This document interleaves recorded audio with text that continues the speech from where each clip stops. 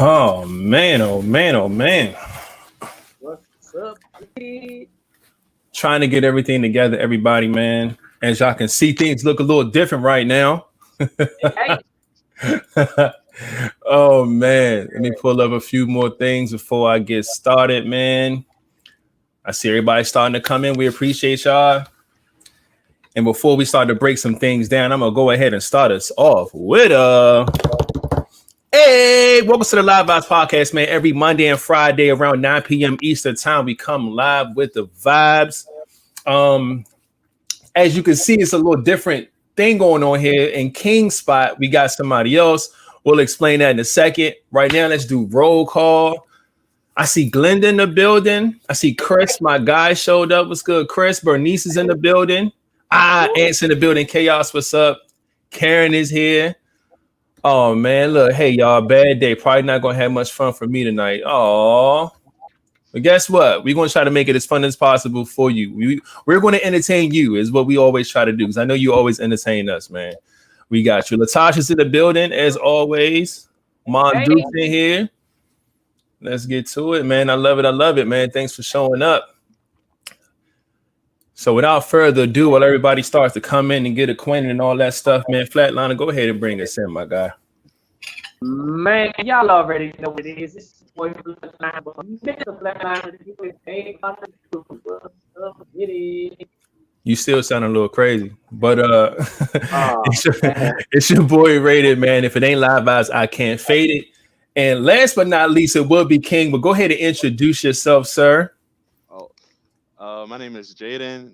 I'm filling in for Marcus till he get here. I'm gonna be one of the guests on tonight too. So he's okay. Hey, Look, King normally does this. Half of it is entertaining. The other half gets on my last nerve because we don't know shit. He's supposed to be popping up with the guests and all this other stuff. Maybe he has a plan. We have no fucking idea, but we'll see when he gets here as everything seems to unfold and things like that. Yeah, we don't know. We don't have a fucking clue. So let's get right into checking the vibes, man, and making sure everybody's feeling good. How's y'all mental health, man? How's everybody feeling? We can start with you. Jaden. Yeah, I'm feeling good. You know, just got finished eating. Right now, I'm just chilling, waiting for Marcus to get back. Just here to have a good time. All right, I feel you. What you do this weekend? Chilling. Hopefully, gonna go see my girl later on. So. Ooh, my man. Okay, I'm rolling. My weekend was good, man. I went out here and did my first photo shoot in a long time. Not for myself, but I was actually a photographer. With the pandemic, man, I had a few situations where I could have shot some people and got some good money, but it just wasn't time to be out here in the streets just yet, man. Mask or not, hand sanitizer or not, I wasn't feeling that shit at the time. So this was the first time I actually got out, man, and got behind the lens and took some really, really dope photos, man. I got a lot to go through, but that was a lot of fun over the weekend. Oh shit! Speaking of, let me go ahead and give myself a round of applause, and it's not because I did anything special, but because I got my car back, ladies and gentlemen. I finally got my fucking car back. hey. Forever, man. If y'all don't know the backstory about my car, a tree fell on my car on August the 4th. Okay. My car has been gone all of August, all of September, and the first half of October. I just got it back today. And it felt weird because I've had this same rental for 2.5 months. So trying to get adjusted to where buttons and shit is, and my own goddamn car was weird. They did a good job detailing it, so good that it didn't even look like my car. Like they swapped that shit out for another car. It was crazy, man. Crazy situation. But I got my baby back, man. So I'm happy about that. Congrats. Yeah, get to move around a little better, man. I don't like ride, even though I had a rental, I don't like moving around in rentals like that, man. Because I don't want nothing to happen to that motherfucker while I got it. You know what I'm saying? So now in my own shit, I feel much better. So yeah, that's what I'm happy about. So yeah, that's that. Weekend was good. Mental space is good. I'm in a good place, man. Everything's straight. Flatliner, what's up with you, man? How was your weekend? Weekend was good, man. You know, I was in Miami And Miami. Man, back today, I could barely hear you again. oh man. I don't know what's going on with that.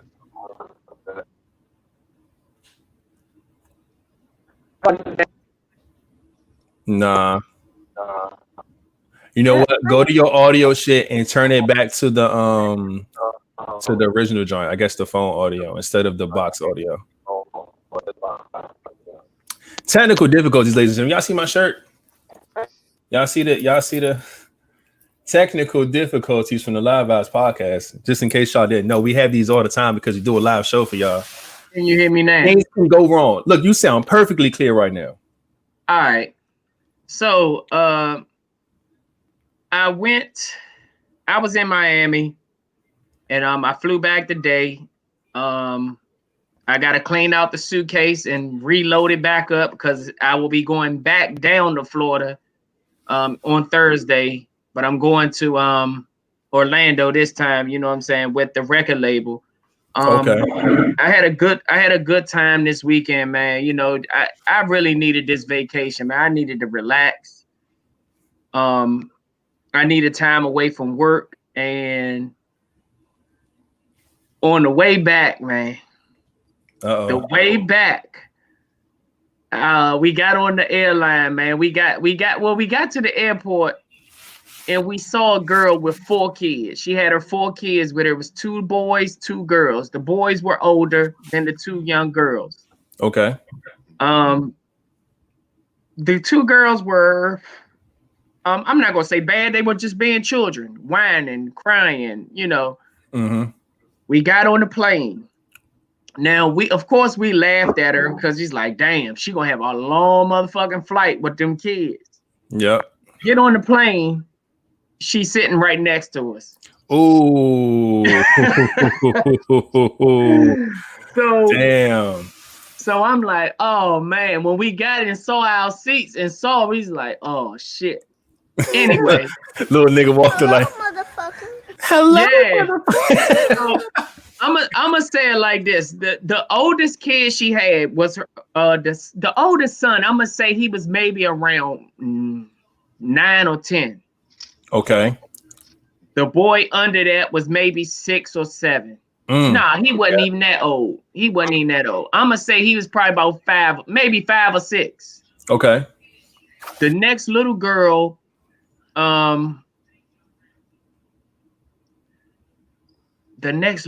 was probably around, I'm gonna say 3. Okay. 3. And the baby girl was maybe like 2. Like she was maybe like 1 year apart. So you got a 10, a 5, a 3, and a 2. Yeah. So it was like, oh man. So of course the little baby girl was crying, and that was cool. You know, I was like, you know, it's a child. It's gonna happen. This ain't the first flight I've been on with the kids crying. Right. But it was a group of little ratchets that got on. Oh shit. They were from the kids.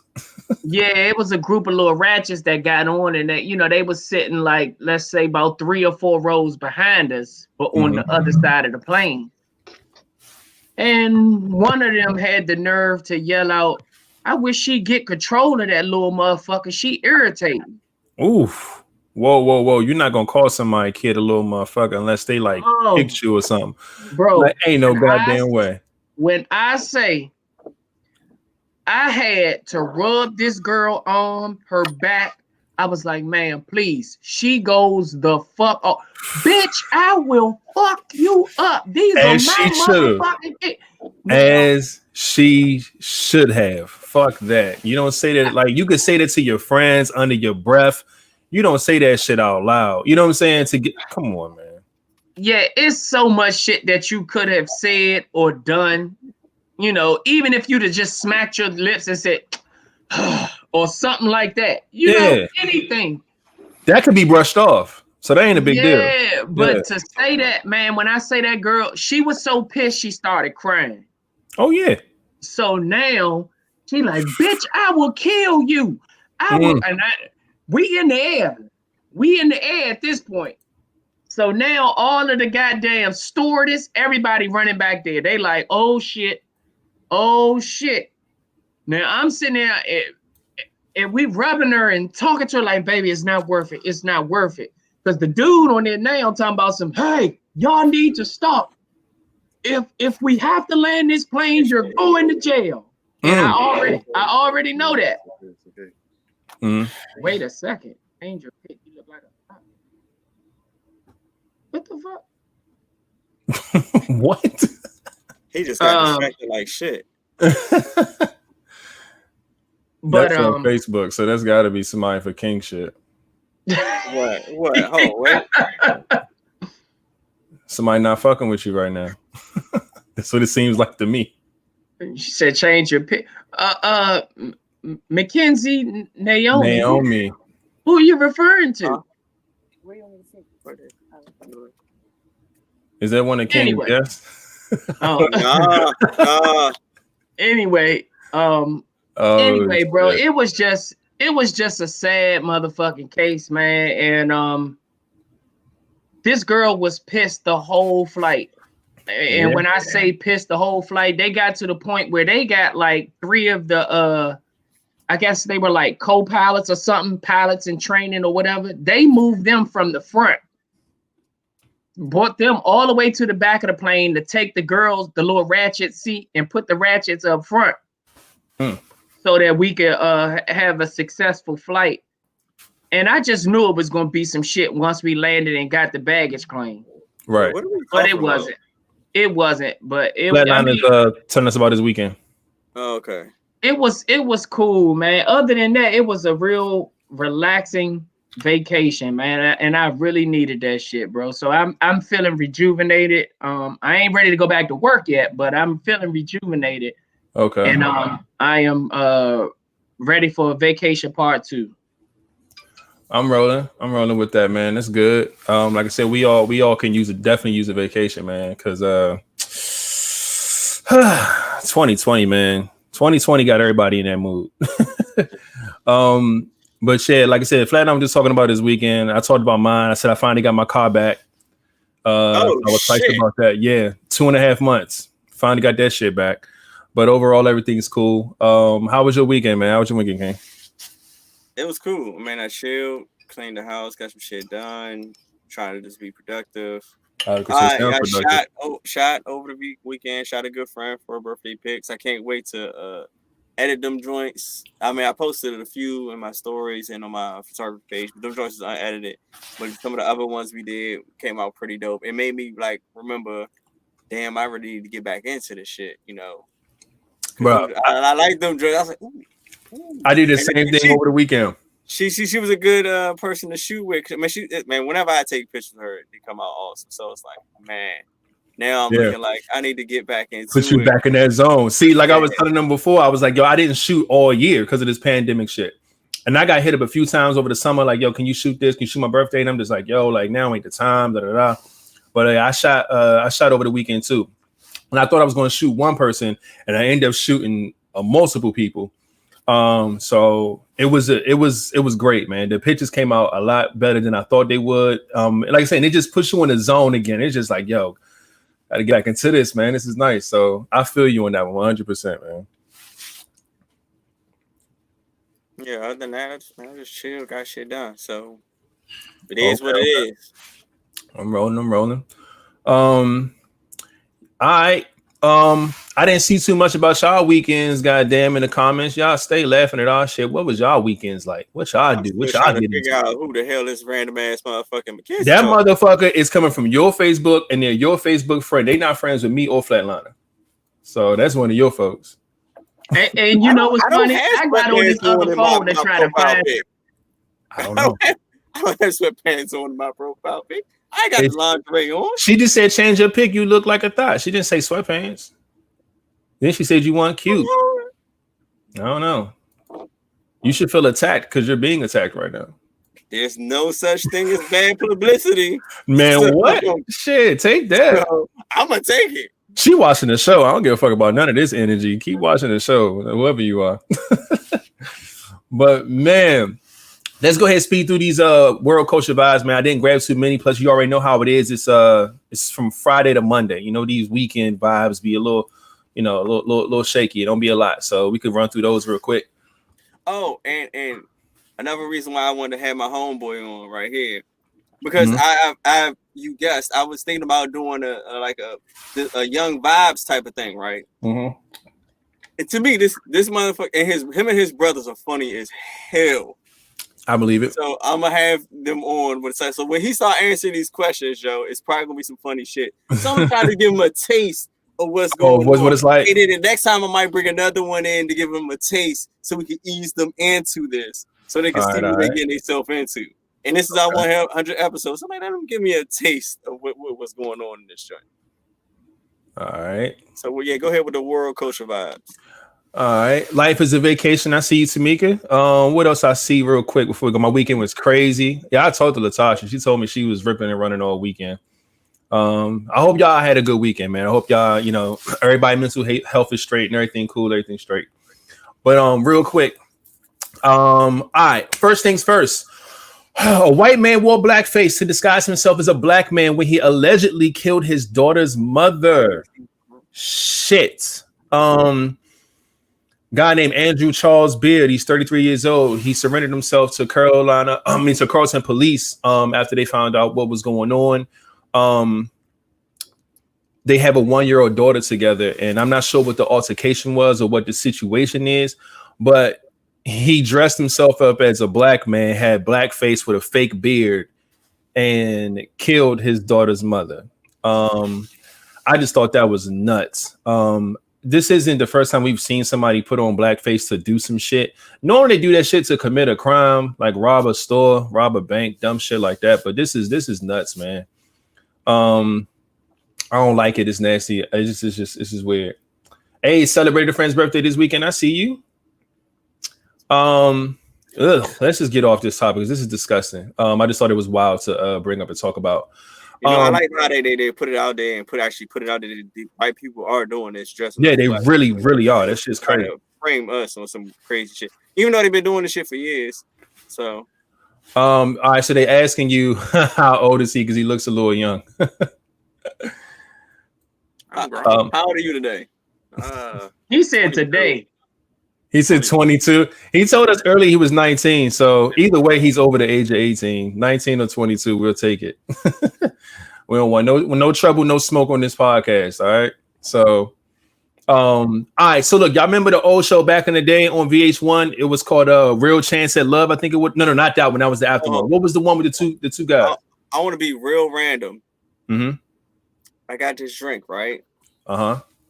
Is it an alcoholic beverage, sir? Hell yeah. All right, I'm rolling already. Peach Crown Royal with a peach snapple. This motherfucker job lit. I like that. But go ahead. I like it. The show, it started with, what was it? It was I need y'all women in the comments. I know y'all watched this shit. So VH1, I think the show at first was Real Chance of Love, right?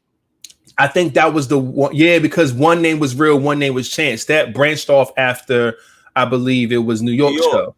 Yeah. So now Flav joint, then New York. Yeah, then New York got a show, then they got a show. Yeah. So you know how VH1 always, you know, you get a show, everybody gets a show. Hell yeah. So all right, so Chance and New York reunite on a new dating series called One More Chance. It's on Zeus Network. I saw a little teaser going around. I didn't get to watch it, but people said it was my page. I heard it was crazy.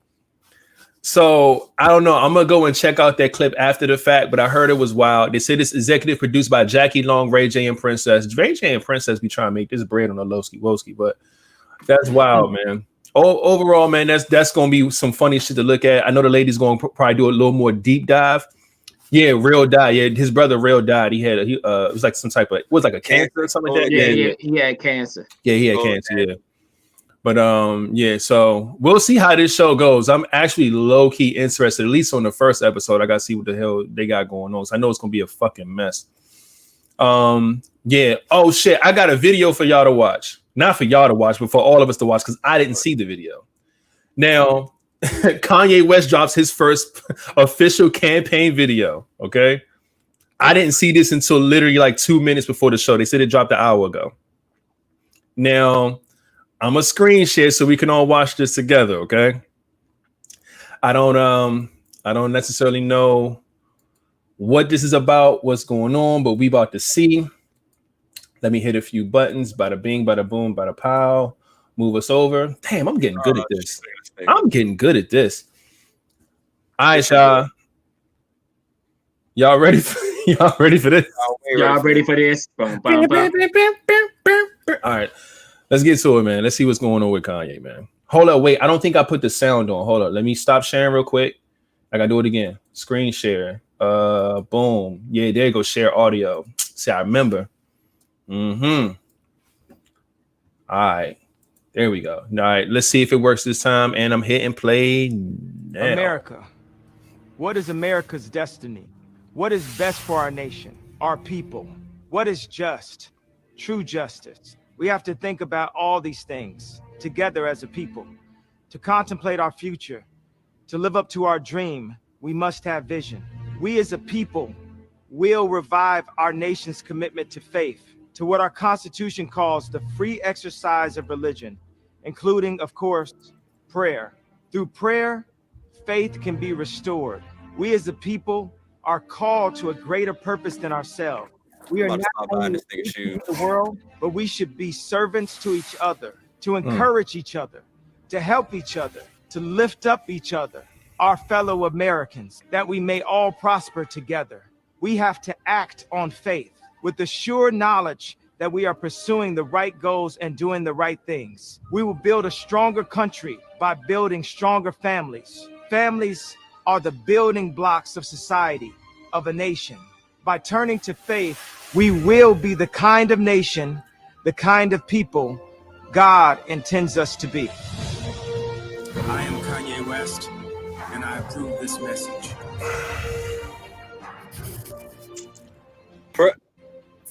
I. Now, what do y'all get? What was that? That was his very first campaign. You know how like the presidencies, they put out the commercials and stuff like I didn't know he got that far to make a campaign. He's actually on the ballot, like at the bottom, or you can add him in and all this other weird stuff. It's weird. He's actually got a little far. He's like, be my boy, like fuck out of here. So what do y'all take from this video, man? What do y'all think about it? That shit was terrible. Kanye tripping, man. Wow. Yeah, man, something wrong with him, man. Like real shit. Like, something wrong with that boy, man. I mean, I like if it wasn't Kanye saying it, I like the message, but it's Kanye saying it. You know, like, yeah, my nigga, like, have some. You know what? There wasn't no message to it. He basically just said, "God bless y'all, vote for me." But you know what the thing is? What I don't like about the message is that it proves my point about why he shouldn't be elected in the first place. He has no experience in politics and running a fucking country at all. The man basically repeated himself for a minute and a half, talking about restoring faith, religion, God, church, faith, religion, rebuilding the families of our nation by strengthening the faith of religion. That's all he talked about. He didn't say nothing about no plan. He ain't say nothing about any type of political aspect of running a country. He just talked about a lot of church stuff. And that's why I know, like, you're not capable, bro. This isn't you finding the next pastor or the next, you know what I'm saying? Like, you're not going up for that race. You're running the country. So although I am for a stronger spiritual faith, belief in religion and spirituality, all that stuff is perfectly fine with me. But that should not be your only push in your campaign to be a president. Like, he lost me with that. I feel like I heard him just repeat itself 5 times and then it was over. But I don't know. Everybody said they're gonna pray for him. We all gonna pray for him. I don't think he's crazy 100%. I do feel like he knows what he's talking about a little bit, but I feel like he has too many personal issues going on in his brain to allow stick to music and shoes. just stick the music and shoes, my nigga. Like, don't even do your clothes some garbage. Just stick the music. Wasn't a fan of the fashion. Yeah. Some of his shoes ain't that good either. Some of the shoes ain't that good either, but some of them are fire. Some of them ain't that good. But just stick the music and the shoes. Get rid of the boots. I love Nike's Kanye and Nike's run. The Nike Air Yeezys 1 and 2s were amazing. I don't like anything from the Adidas side at all. I ain't like man, you ain't put them joints on your feet, yo. I don't give a fuck. I don't care. They are trash. Like you can ball them joints up and just them. I don't like them. Anyway, yeah, y'all pray for Kanye, man. We all gonna pray for Kanye because I'm not understanding this whole political thing that he's trying to do right now. I don't think it's the time, and he don't have the right approach. And last but not least, man, all I gotta say is, man, the Los Angeles Lakers won the finals. My man LeBron got 4 championships. He got 4 MVPs. I'm excited about that. I'm going to hit the round of applause for my guy. I think it's the Lakers 17th. Wait. Let me ask you a question. Where the hell James at? Looks all luxurious. He in the same spot. For real? Yeah. I like the rear in the back. I just switched it up, man. I switched it up. I like that. But go ahead. That nigga leveling up on the low. We see it. You know what I'm saying? Go back to the Lakers. Yeah, but the Lakers won, man. The Lakers beat the Heat game 6. They was up by like 32 at the half. Or it was like 28. It was up 28 at the half. They weren't playing with the Heat this time. They were mad because they didn't put them away in game 5 when they had the Kobe jerseys on. They had the all black joints, and they really wanted to take it home that game. And Jimmy Butler and the Heat said, nope, not going to happen. They won game 5, and it really pissed LeBron, AD, and the Lakers off, man. And they came out and smacked the shit out of the Heat in game 6 and won the finals, man. Beautiful thing. I'm so happy for LeBron, man, for getting that 4th title and that 4th MVP. Especially being at his age, man. People at his age, people retire by the time they get to his age. 35 years old. His birthday, I think, is the day before mine. So to know that he's still out there playing at that level and he's just a year younger than me is insane, man. So I thought that was really, really dope, man. Shout out to the King James and the Lakers, man, for winning the championship. Lake Show. Shout out to Kobe. Rest in peace. Kobe and Gianni, man. That was dope, though. It was a really good thing, man. I can't wait to see the parade. The parade is going to be incredible. I know they're going to turn up for the parade, so it is what it is. Hell yeah, you do parade after every team win. No matter if it's football, basketball, whatever. I don't fucking know. Yeah, they be lit too. They be lit. It's crazy. But Flatline like he running for president. Hey, if his competition is fucking Kanye West, my man gonna win. Fuck you, man. I think I might can get him. He got that by a landslide, my G. Shit. But yeah, man. Let's go ahead and before we get into actually, you know what? Let's do the ending questions first. Let's do the ending questions. Not do the ending questions first. You don't want to do them first? I said, why would we not do the ending? No, because I tell people to go and hit the thumbs up and do all that stuff. I was gonna wait to add to the main topics and stuff like that. Go straight into the ending question. It's fine. We'll do that. Go ahead. Let the guest introduce the first ending question. Read the first ending question. What's the first ending question? Right there on the bottom of the screen. Oh, right there. Name some advice you would like to give your future husband or wife. Mm-hmm. Now, this advice that we giving about ourselves to our future husband or wife?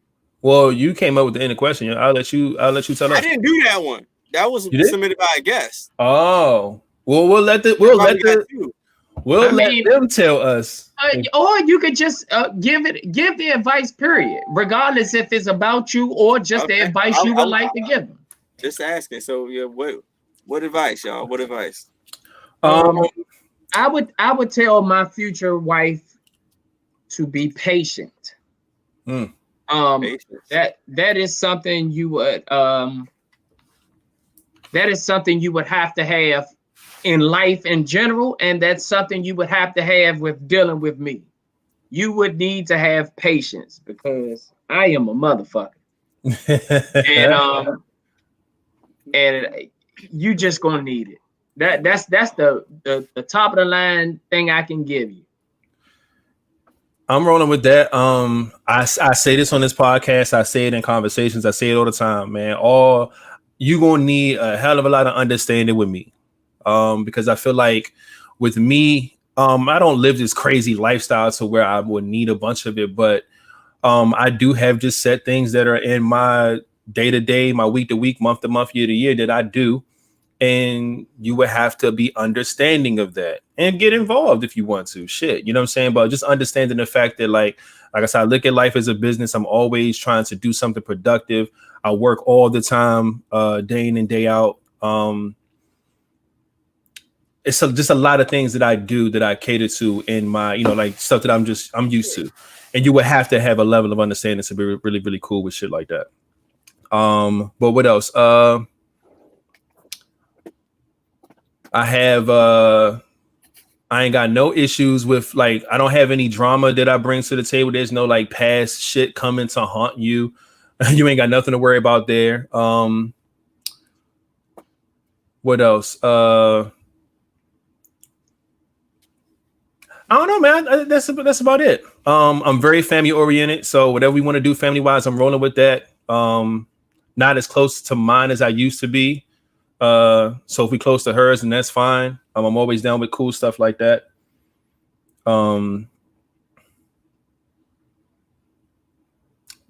What else? Don't put your hands on me, because that'll be the last time you'll touch me in your life. What else? I can't think of shit else. Other than that, that's it. I'll try to think of some more, but that's all I got right now. Go young whippersnapper, you tall ass bastard. I get to talk about another talk. These like him and rated this. Like I feel like you're rated next to me, so I'm gonna pick with your little ass, you tall ass motherfucker. I feel real short. Oh no, he's tall, cuz he's tall. Look at this shit. That's why I keep like over there. Look at this nigga up and down right quick. Like in the screen, I'm looking like, you trying to see me, nigga? But go ahead. What would you say? What some advice I give to my future girl? Probably don't take stuff too personally, because I like to joke, I like to fuck around a lot, and I'm always like pulling pranks on her and making fun of her. And sometimes she'll take it a little personal. So I'll probably say don't take things like a little too serious. Oh, we gotta know. So it's like 3 Pisces. We like 3 down, and he a Pisces too. Hey, Pisces too. When's your birthday? March 6th. He a March. Jeez, cuz y'all Pisces need to pipe down. God, nah. 3 Pisces on this goddamn podcast. The Life's Pisces a joke, man. And I mean, it's a business, but it's a joke, man. You gotta have fun with life, man. If you can't have fun, I ain't gonna say that because somebody might take that shit literally. But in the old days, kill yourself if you can't have fun, man. Man, see, you know what? I will say this. I'm not a prankster. I'm not pranking you. Don't ever prank me. I'm not with that shit. That's his thing. See what I'm saying? No, I don't do the pranking, man. Fuck that. I don't do April Fool's jokes. I don't do none of the goofy shit. I like to have fun. We play, like we do a bunch of inside jokes. Like, no, I have a great sense of humor. But the pranks and shit, I don't do none of those. That ain't my thing. Queen Ice is a Pisces too. Pisces, you know what I'm saying? A Pisces, man. We in this thing. It's called the Pisces podcast, man. That's what it's turning into. You know what I'm saying? Pisces podcast. Oh no, y'all not using my beat. I'm not giving y'all shit. Y'all figure it out on your own. Fuck that. No, I'm fucking with y'all, man. Yeah, King, what you got, man? What advice would you give your future wife, Joe? Like one or husband? King, don't go for that shit, man. Don't go for that shit. I was reading. Like that, go around the corner and get the strap. I'm reading the question. I'm reading the question. I'm gonna go get a strap for all 3 of y'all. Hey, bang. I'm fucking with y'all, man. I'm fucking around. Hey, bang, cop out, motherfuckers. Oh, man, no. Oh, man. Nah, real shit, though. What's some advice you would give your future wife? Advice I could give my future wife is, I like patience, but y'all already used that, and I don't want to elaborate on that. Mm-hmm. He kind of used everything. I want to get something new. Out here, Pisces everywhere. Cause we out here, bitch. My advice I would give, like, if you make it, Well, see, he said my future wife. So if she would have made it beyond a year, so she would see a lot of wackiness and crazy shit from me, because I would probably be unpredictable with being somebody from after a year. I was saying to my future wife, whatever you think I'm going to do, it's not what I'm going to do. I'm like, I'm not what you think is going to happen. Have it like your little shit you probably dealt with other people, how that shit went. I'm probably going to do something not unorthodox because I'm a little weird. Okay. Especially like if I'm making past a year with somebody and you're my wife, I'm going to be the type to live my dreams. Whatever ain't come in my head is going to come the fuck out. Okay. Because I'm going to believe that you are accepting me who I am, so I get to do what the fuck I kind of dream of doing. So expect the unexpected. It's going to be a lot of shit that's kind of cool, boring, predictable of me. Then you're going to get some weird, crazy shit. Because I can just have a dream. I'm the type, like, if I'm with somebody, if they really accepting of me, if I have a dream about something, I'm going to probably try to make it come to fruition. I'm going to make it come to life. Especially if I know you, if you with the shits. And if I'm about to marry you, or you're my wife, I know you're for the shits. So I'm going to make some shit happen. So, like, I might pull a prank, or I might do some crazy shit, but I will be with my wife. I want to create great memories. And then don't try to fucking yell or argue with me, or your ass will get cut quick. Oh, wow. I like arguments. I don't like arguments. I do. I like arguments. I like arguing with my girl. You know why? Because you like pranks. When you prank people, sir, you create arguments. You have to like arguments, though. Like, my auntie know me. Yes, we can jump out of a fucking plane. I will go skydiving. I'm still on my bucket list. I tried to go skydiving this weekend in Miami, except we didn't have a rental car. You got to stay there. The place to go skydiving was an hour away because Miami has much air traffic. So we were. Man, look, I'm still. Have you ever done it before? Learn to shift when I shift. If we're going together, we have to stay in sync and allow growth. That is great. That is on one. But you know what? That's kind of tough too, though. Sometimes people grow apart. Because I was just having a conversation with somebody over the weekend about somebody shifting in a positive direction and the other person was shifting in a negative direction. Like they weren't shifting together. You know what I'm saying? But hopefully you kind of know. I mean, before you even get married, you know if that person is either growing with you or just staying stagnant. Hopefully you'll peep game, because some people be blinded by, certain things and not seeing this person grow. As they're growing, they see this person they think they're growing because they may be growing leaves and, like a tree, they may be growing leaves and stuff, but they're not getting any bigger. While this person's roots is actually getting deeper and growing out. So you kind of have to pay attention and have to communicate. Right. Like how my communication would kind of help you within that. But that's also a way of you have to literally take your time when it comes to that. You can't jump into marriage, because jumping into marriage, you won't see those signs that early. You're so caught up into whatever attracted you or whatever you might feel is what brought you together, and you might be blinded by that, and then wind up getting married and then realize that y'all aren't growing together, or y'all aren't synced. It's certain things you just got to do. You have to take your time and you can't be rushed into things like that. And also remember, don't just be looking at one thing as the reason why you get married. Know that this is a person, you are a person. We all grow. You have to also keep in mind that we are all still individuals. And that the reason why you got married to this person may not be the reason they keep you, but you need to find different levels of why you like this person. Like someone told me. Why you love this person, hopefully, if it's marriage. No, a person told me that having they have a strong friendship foundation. They was like, because I always ask married people, like, you've been married this long, you know, outside of communication. I forgot another one I said. Communication is something else. I might give like a basic one that everybody use.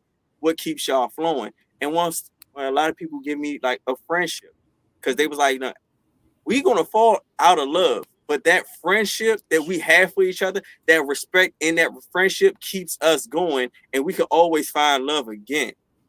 Like that at the end of the day, that's like my best friend. So I could talk to them about anything. I could come to them about anything. And even though I might not love them at this point, that respect you have for your best friend can bring you back to like, you know what? You're like, you know, you got on my nerves, but you know, I still come to talk to you. And you know what? I felt growing apart, but I'm still coming back to you because that friendship brought me to love you even more because I found out something else about you. Like, especially if you're growing and to me, like with that respect as the friendship, you have a certain boundaries you won't cross and don't cross versus somebody you maybe married it for the wrong reasons, but that friendship foundation ain't really there. But I just took that from what they had said to me. You know what? I'm rolling with that 100% because my relationships usually last long periods of time, and that's mainly because having that friendship as your foundation is always the key, at least for me. I can't speak for everybody else, but that definitely worked on my behalf a lot. I always became a person's friend first, figured them out, learn things about them. You know what I'm saying? What makes them tick, what they're into. Like, that's you creating the cheat sheet for the relationship. Like it was, you know, that's how it works for me. And even when you have these things, let's say that there's like little tiny, like little links, or let's say like rope or handcuffs, whatever. You connect yourself to this person as a friend over and over and over again with things that y'all have in common, things you bond with, things that y'all open up to, secrets, whatever it is. And if y'all start this relationship and say the relationship fail and you cut all the cords that you got with this person with the relationship off, next thing you know, you're going to be hanging from this motherfucker still because of them friendship ties that you had before the relationship started. And you know that the relationship side of things isn't something that is going to tear you away from this person as a friend because y'all built something before this. Because some people aren't built to be in a relationship. Some people are only built to be friends and try to be in a relationship and it doesn't work, but y'all can still maintain a friendship. So sometimes you're in a relationship and that shit ain't working out. You feel like this is it. I'm done. I'm over it. Being friends is one of the only things that can help you get things back on track. So I'm definitely feeling that. And I'm gonna break some shit to you from experience. Like one time I had my heart like severely broken, and I look at his face when you said that. He said, I mean, he said, I've been severely broken. And little Jay went like this. You know, you have to pick up through, man. Like, and I was listening to what's that shit? Neo Soul Child, Half Crazy. Oh yeah. Anyone of y'all heard that song? You know, I'm crazy because I can't. Remember that part's like, you know what? No. You know, nothing's this. Some son, I just want my friend back. I'm sorry, I've been drinking, but he says I just want my friend back. Now, in the relationship, they were best friends and they started fucking with each other and shit got a little weird. But at the end of the day, he cherished the friendship and he wanted that back. And now, if the friendship was still there, I mean, of course it was on there in his end, but it wasn't there particularly on her end. But if they both had that shit, you know, shit would have probably worked great. But I always look at that song like, you know what, that right there, he's really speaking true. Because like, you know what, you know, nothing's the same, everything's changed. But, you know, I just really want my friend back. If he would have had, if it was a mutual thing of that friendship, that best friend that he had that made him think, okay, this could have been cool. If you listen to that song, it's just some real shit. Mm-hmm. But if it was a mutual thing, like their relationship would have been smooth. But of course, man, like that shit was like it was more one-sided. Yep. And you know, he got his heart broken, and she fucking savage, like most of you fucking females are. Oh man. I was gonna sing in my auto tune, but it doesn't match the song, and I didn't want to fuck it up. No, don't fuck it up. What's the next topic? All right, next topic. You Sure. All right, well, Sit your ass down. I won't do it. All right. What is good pussy to you, and how can you upgrade your good this pussy to what? The way you asked it was, what is it to all the fellas? You wanted to know what was good pussy, and if the pussy wasn't good, what could she do to upgrade her pussy to your standard? Yeah, but the way he worded it, I'm sorry, and the joint kind of threw me off. Because it would have been long as shit. But basically, what is good pussy to you, and how can one upgrade this pussy to your standard? Now, I'm dying to get to a young buck right here. He can't answer this goddamn question because he ain't had enough pussy in his life. I don't think you can do anything though. I think you just have to find it. Like, how can you upgrade it? First off, thank you. Get this little nigga a round of applause, motherfucker. Because I don't think. You know why? Because ever since he said that shit, I laughed. He said I laughed. He just said it. He read it, and I laughed again today. Mainly because no man is going to ever tell a woman what and how to do with her pussy to make it better. It's just that's a conversation I never want to have. Like, never, ever. I'm never going to tell you what to do with your pussy, sweetheart. No, not going to happen. But to answer the question, what good pussy is to me, let's try to deep dive with this. Let's try not to give it's got to be wet. It's got to be. That's trash. I think literally, let's deep dive into this pussy, right? So, what good pussy is to me, I think good pussy is consistent pussy. I think good pussy is clean pussy. I think good pussy is experimental pussy. I feel like the experience of what you have with this person when you get this is what makes it good or bad, honestly. Now, of course, every woman does not feel the same. Let's put that out there in case any women wanted to know that. No, all pussy is not the same. No, all pussy does not feel the same. But as far as a man, at least from my experiences, yes, you can have good pussy by just getting in the pussy and it could feel good. But to me, I feel like the experience that you have with this pussy, you know what I'm saying, can change everything. You know what I'm saying? So the experience that come with the pussy is what make good pussy to me. Because a lot of pussy can feel good, but it's the experience, dog. Like, it has to be something that's worth coming back to. It has to be something that you would want to go and talk about. It has to be something. You can't just have the good pussy as far as physically have some good pussy, but your sex is trash. Dead in beds, we know King hate those. You know what I'm saying? Like, you can't have the experience be whack and the pussy be good, because then like that's not gonna keep you around. You know what I'm saying? So it has to be a balance, man. At least for me, when it comes to how good pussy is to me.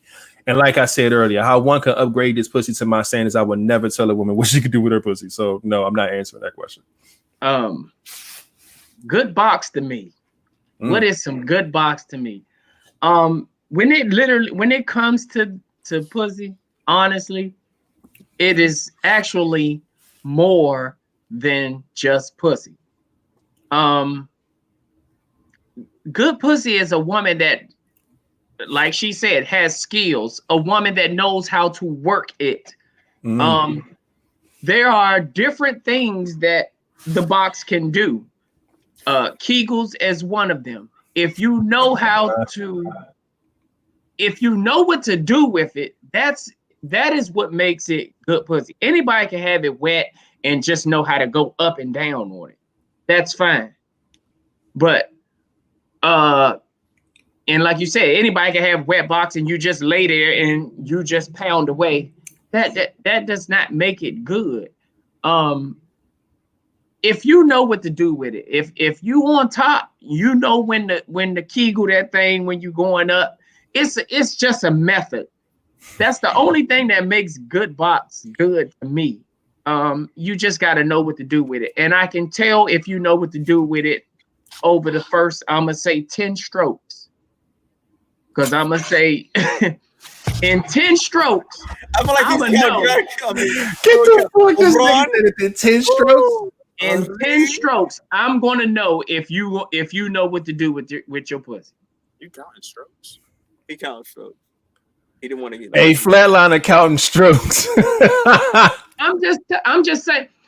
We all know. He gets to that day to 10. Bitch don't know what she's doing. Nah, I'm saying she trash. Let me just get this nut. I'm getting tired. I ain't sitting around, man. How many of y'all that when you first start sliding it in the box, them first 3 or 4 strokes, you gotta you just moisturizing the pole so that you can get it all in. Yeah.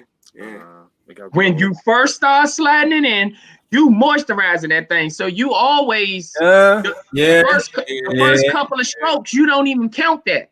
Okay.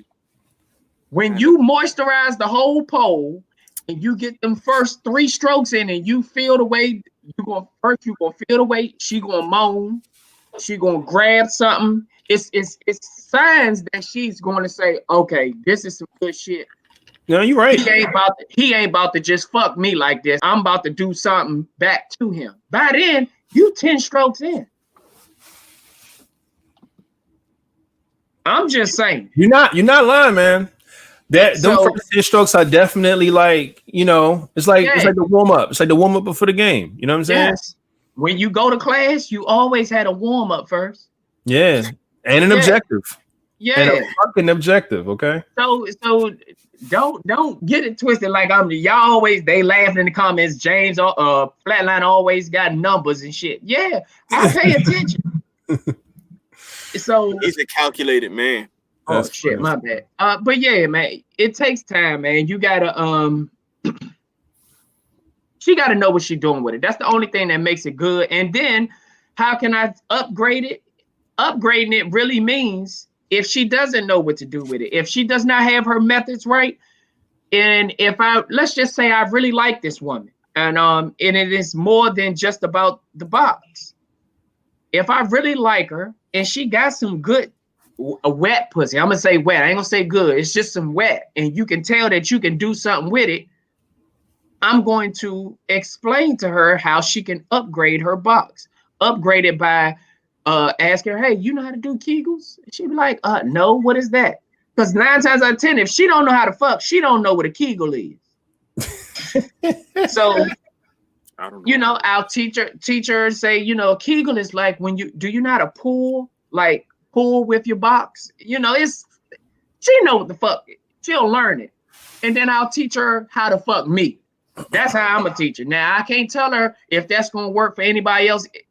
Just being wet might work for somebody else. It might work for Rated, but it won't work for me. It might work for King, but not work for me. You never know. But I'm going to teach her how to fuck me if the box ain't all the way right. Okay. Look. I'm cool with everything you just said. Like I said, everybody knows what works for them. You know what I'm saying? King, what do you? Yeah, I need your answer. Go first. All right, y'all, but got like 3 boxes under his belt, man. Like, I got. Oh, I got it right. Hey, let's go. I wasn't right. Man, got 3 boxes under his belt. No, I'm joking, but yeah, man, what's good? He counting, Joe. Look at him. Hey, I put my bid up. I don't count them because I'm with my girl and I don't want her to know. So I always tell her I can't remember. Oh, so I'm gonna do you a favor, sir. I will accept your answer as you don't remember, just to keep your relationship safe. But yeah, man. So what do you consider good pussy to you? And this second question of how one can upgrade this pussy to your standard, you can answer if you want to. I don't know. To me, the more I like somebody is like, it's more about the emotional connection. Like if I don't like you and I'm about to just fuck with you, I'm not going to nut quick. You're just going to be a quick nut. And then I'm going to go home. Nah, see, now I know. Yeah, he needs some more box. He needs some more box. You want to know why? Because it's not, I'm telling you, we were just talking about this shit the last episode about booty calls turning into relationships. It start off on some, we just fucking, it's just going to be this, going to be that. that shit can turn your life into a whole serious relationship. Yeah, I've seen that, but I mean, I feel like that can't happen to me. I will be damned if that ever happens to me. I can't. Nah, I can't turn the pussy is a powerful thing, young grass. Yes, it is. To some people, I'm trying to tell you, sex is not that important. What? It's good. It's good, and it can make or break a relationship because, like, without sex, I feel like you're just friends. Like, what's the point of a relationship? Whoa, yo, oh man, this is hard. This is hard. I told you how no, it's difficult because I can hear all of the inexperience in his answers. Like he has to get a lot more pussy and have a lot more relationships. Like he's going to see. I'm telling you, he's not going to feel this way. Maybe this. You don't remember how many you've had. Do you know the oldest woman you've ever gotten it from? Yeah, I think I was like 15, 16. She was 18. Okay. So, I mean, it's like a 3-year difference now. Okay. So is that the highest you've ever had in your life? It's a 3-year gap? Yeah. I mean, I've been with my girl for like almost 3 years now. Yeah. How old is she? She's about to be 20. Okay. So a 20-year-old is the highest age of pussy you've ever had. Yeah. No. 19. Man. Would you go out and get a 30-year-old? I mean, I would. I mean, no, yeah, it's not that. It's not that. It's not that. It's not the fact. I get where Flat9 is about to take you to, but it's God damn it, man. Because I mean, the way he's saying, "Oh, I don't think it's that important," or "It won't happen to me." He ain't been fucked yet. But that's what I'm saying. He been doing a lot of fucking, but he ain't been fucked. That's exactly. That's what I'm saying. Like, it gets better, bro. Trust and believe that it gets better. It ain't just you being a horny teenager throwing on a fucking rubber and just fucking some girl's brains out. Trust me. Oh my God. He's sitting next to you, King. Oh, Lord, who's teaching this young man? Bro, come on, cuz. He a sushi. He part of the sushi game. Oh, hell nah. Come on, King. I cannot allow this to happen. You're sitting next to a bright young man. You have to teach him the way. A plan B is only $20. Oh, my God.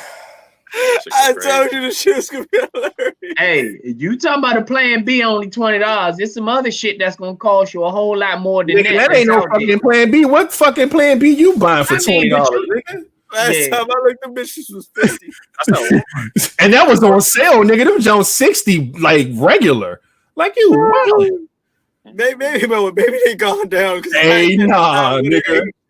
Nah, them playing C's, nigga. I don't know what type of shit he buying, nigga. That's wild. Y'all wild, man. Maybe we show up get Kaiser. Oh, nah. That's crazy. Oh, shit. I use them, but the first time I had to go buy a plan B, the condom had broke. So. Okay. See, that's called life, right? Life happens. Condoms break. Plan Bs get purchased. Understand all that. But yeah, man, use condoms, bro. We on this podcast we had a topic to where we can go back. If you use a condom, can you count it as a body though? Yes. But listen. Yes, I get what you're saying. The flesh of your dick is not touching the flesh of her. When you put gloves on when you wash your hands, did you really wash your hands? No, you did not. Therefore, if you put a condom, did you really fuck?Id you get the nut, my G? Did you feel that motherfucker? Did you feel the nut? Did you feel how wet your hand was? You know what I'm saying? I can do that. I can get a nut with my hand. Like I can do that myself. And probably better. Did you get the nut, sir?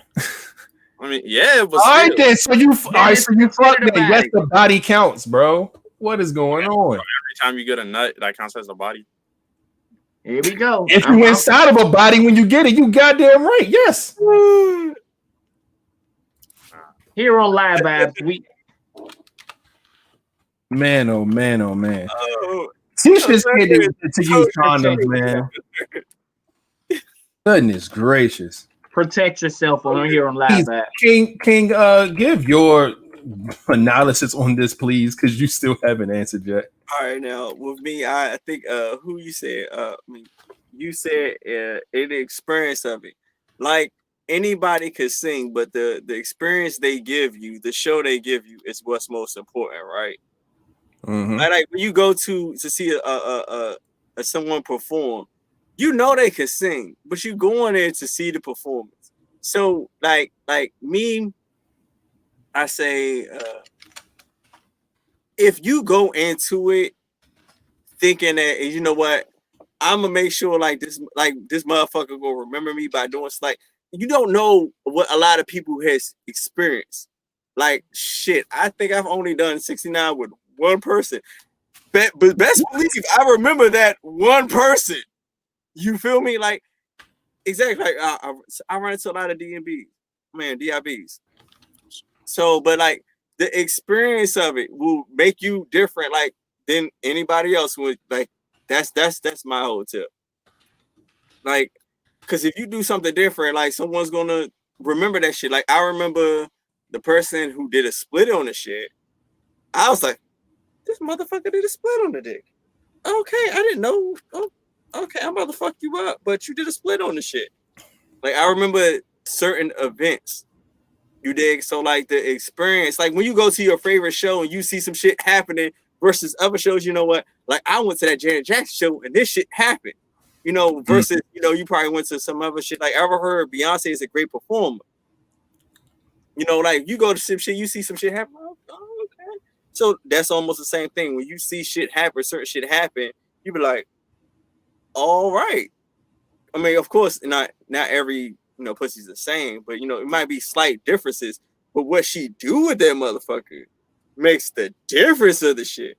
Yeah. Like, some motherfuckers don't throw it back. Some other joints just lay there like it's like. I'd leave. Like that really DIB, like you run into a lot of those. Somebody, if you got somebody who like, yeah, like, oh, you're like, hey, Miss Parker.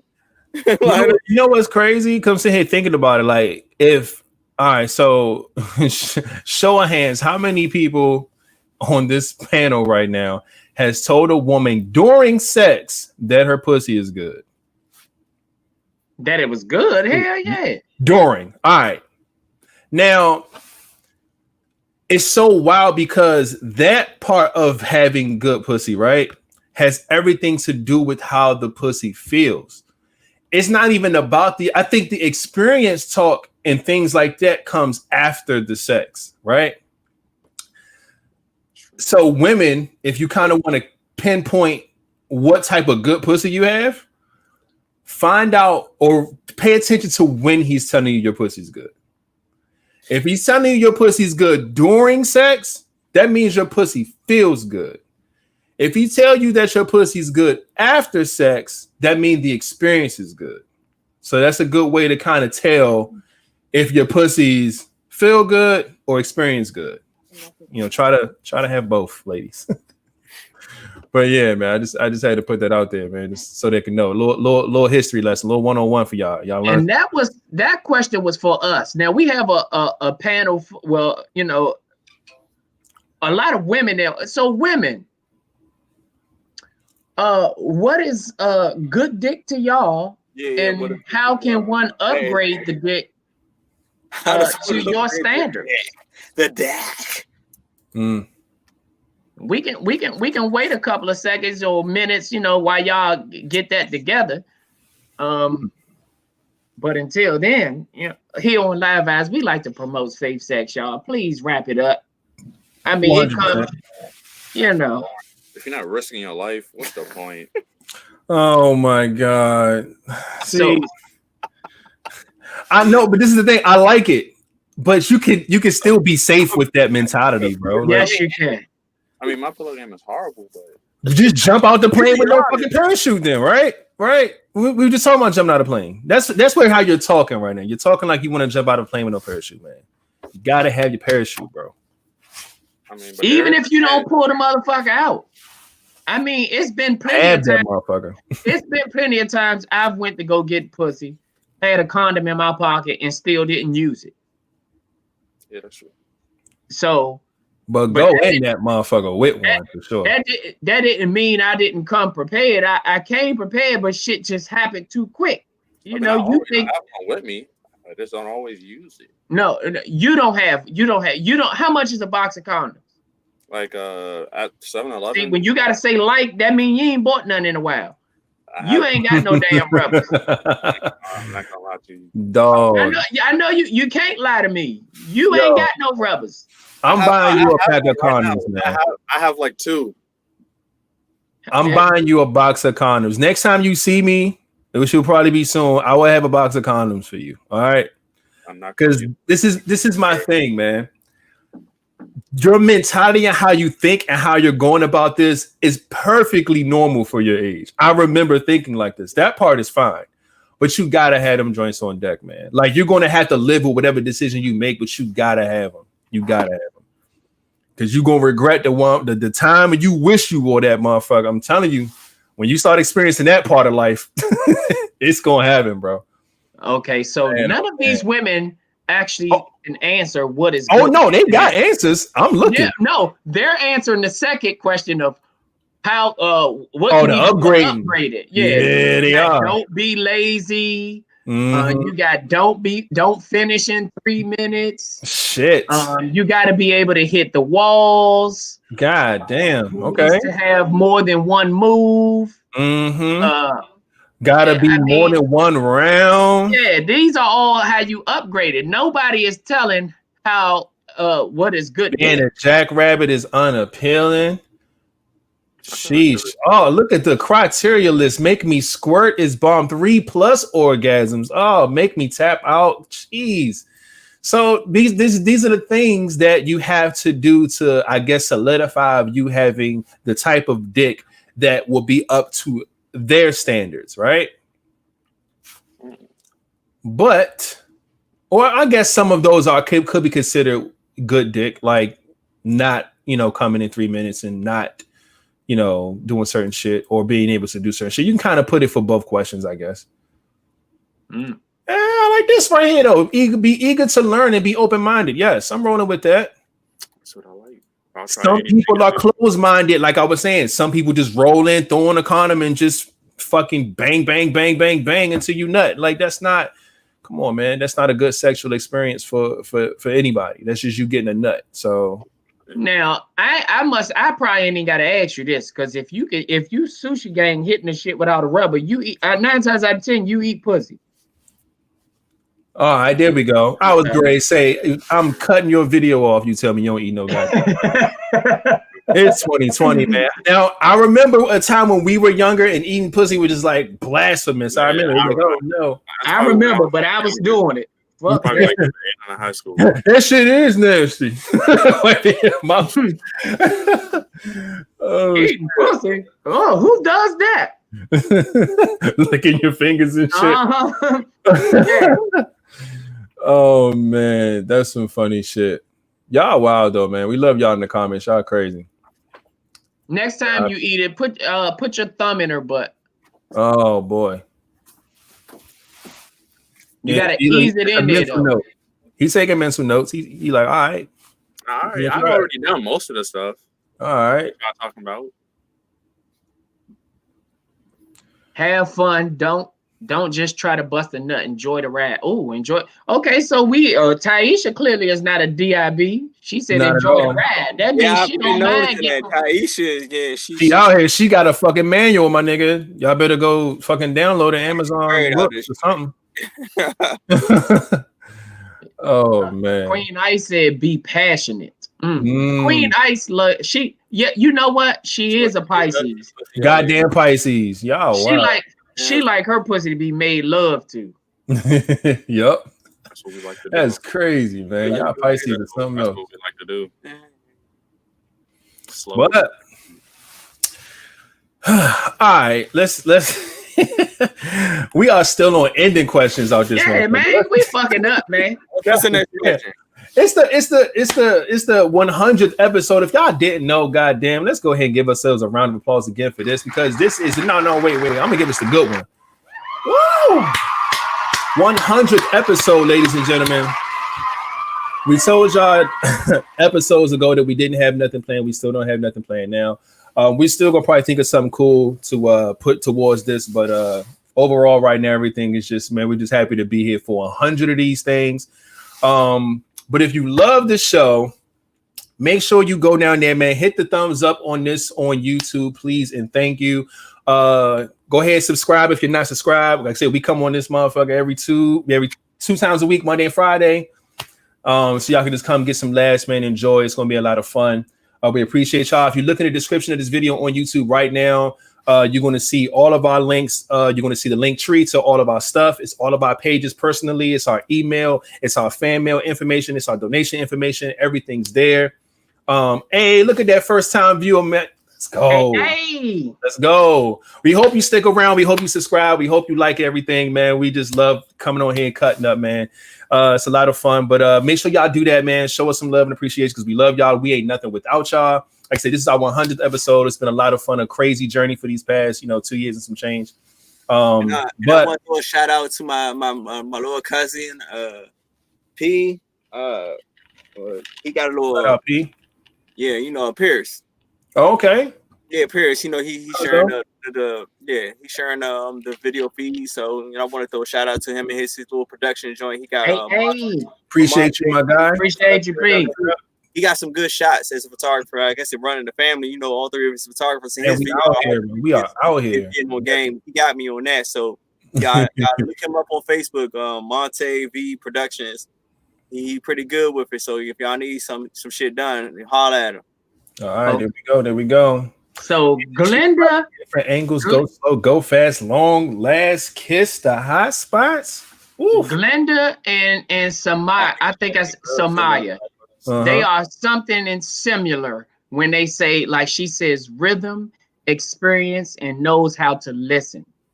Okay. Now, when you got that, and then you got somebody saying, like to be choked just a little bit. Oh shit! The funny thing is, I like to do a little bit of choking. I've learned that I like that. Me too.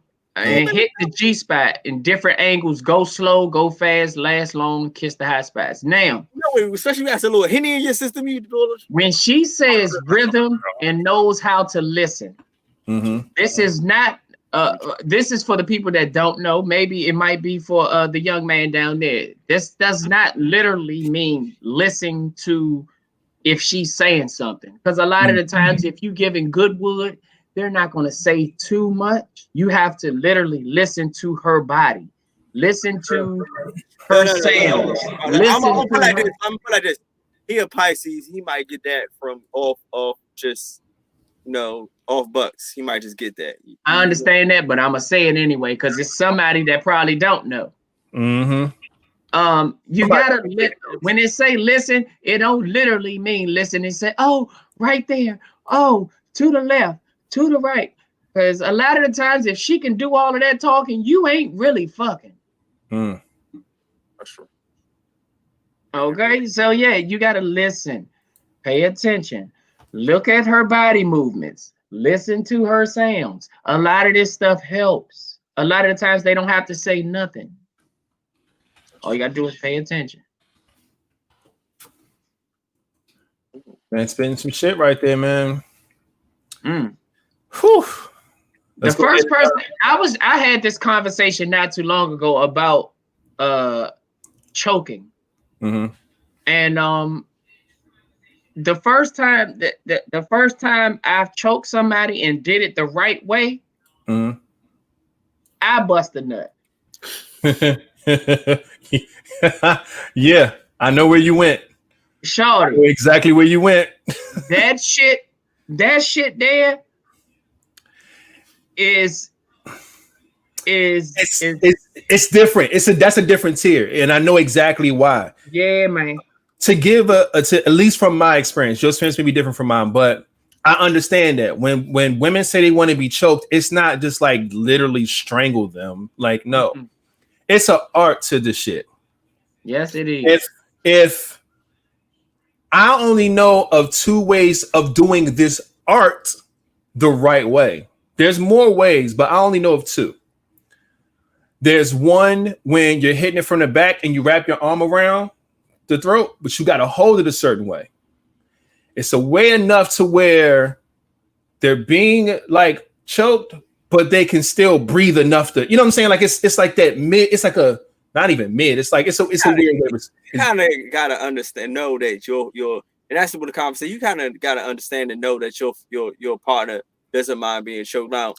I've had people that I was with that I tried that a little bit, and because their past experience of what they happened in their life that may have triggered things, you gotta have to know and like say learn and talk like, okay, I can't do this with this person because maybe something that happened in their life. But then some other people like that shit. You know what? The communication during sex, reading them. Some people, like, okay, yeah, oh yeah, that maybe gently, and then some people like it tighter. You just gotta, and it's good for a female to actually communicate the shit too, like a little tighter. I'm like, okay, little nigga. Like, yeah. See, and it's crazy because one thing before I go back into it, I've only choked people who told me that they were into it. Like I'm just not choking every pussy I'm in. You know what I'm saying? Like if you told me that you're into that, that's when I do stuff like that. This nigga choking bitches into. See, that's what. Hey, yo, I don't know what he had some experiences, man. But you're right though. It's a cup. It's weird. It's a way you got to do the shit. It's that way, and it's a way you do it. Like missionary, if you're on top, it's a way that you can grab the throat and choke without like really choking. It's different, man. It's different. They want to be choked where they can still breathe, but it's like I'm gonna fight to get this nut before I fight to get this next breath of air. There it is. There it is. And it's like I can breathe, I can barely breathe, but the nut is right there, and I'd rather you keep choking until I get it. Get this nut. Yeah. Yeah. And it's the weirdest shit, but when I'm telling you, bro, the first time that shit happened to me, and I got the shit right, and not only did we bust at the same time, her body reacts different. Oh my gosh, man! I'm telling you, that shit there. I let a motherfucker tell me, choke me. Hold on, I want to answer two people. That's now, like, oh, you only had to oh shit. Now I'm gonna answer two people. Now this one was saying, oh my bad, go ahead. She black. Shit. This nigga here, man. If she black, I'll pull out. Now sometimes it's had coming before sex. I mean, depends on how it happened, when it happened. I mean, so that conversation may happen, but that's kind of a touchy subject for a man to have with a female. Sometimes. So it may sometimes you can have that adult conversation. Sometimes it's gonna be like, who knows? And I like this question. Yeah, sometimes you might. It's good to have that time to learn and explore each other. But you got some people they don't even give you the time to learn and explore. Like if you don't do something right the first time, then fuck you. So like it's like I'm trying to learn and explore you. Some people like nah, this ain't it like whatsoever. So like you can't. A lot of the times the people that don't have time to learn to explore you are one night stands and shit like that. That's a lot of the time the people that don't get a chance to try to explore you. Or you also got those people that's like literally that have that mentality. Like if you ain't what I want in the beginning, not even if it's a one night stand, I'm just cutting you the fuck off. Like if you ain't it from jumps. Yeah, but I mean that's somebody that does. Also another one. I'm just giving. That's a woman that just wants some dick. That's a woman that just wants some dick because if she really likes you or think you have some kind of potential, you'll be around more than once. Even if you don't get it right the first time, she gonna give you another try. But if the ones that don't work out the first time and you never hear from them or nothing again, they just wanted some dick and they wanted you to know what the fuck to do the first time. And that's all it is. Man, that's wild. Cause like I said, I can count on my hand how many people I tried to choke. Like, but that it always happened after a conversation. It's never been me just trying to just choke somebody to make the experience a certain way, and I wonder if they like it or if they don't. Like, smacking ass is one thing, pulling hair is another thing, but choking somebody is a whole different thing. So I only go that route if we've had a previous conversation. I know that's what you're into, then we roll it. But yeah, I'm not choking everybody. I might be the only dude, but smacking ass is kind of weird to me. To be honest. I beg your pardon. I'll grab. I'd rather grab the ass and spread it and get up in it. Yeah, I can't smack it. I don't know, bro. That shit weird to me. I've done it before, but it's weird to me. When I do smack it, I'm not gonna smack and go through. I'ma smack it and grab and spread. How is it weird? Because it's like, I don't know, bro. I've smacked a woman in the face. I've had somebody say smack me in my face before she say smack her ass. That's when I'm going home. Nah, look. No. I get where I kind of get where he's coming from. It's not saying that it's weird to me too, but I get what he's saying. Like, that part too is about just the experience of the sex. Like I said, it just doesn't do nothing for him. Like, smacking the ass, okay, it may do something for her before it does something to flatliner. You know what I'm saying? So it's just like, for me, as in him, he'd rather do some shit that, you know, that gets him more into it. But the smacking the ass just ain't for him. It may be more for her. Like, I've smacked maybe 2 asses and I liked it. And it was because her ass was big and soft and jello-y, but when she was coming back, she wasn't coming back all the way, and I wanted to see the ass wave. So I get that thing and smack her through and you can only smack soft asses. I'm sorry. Every ass cannot be smacked.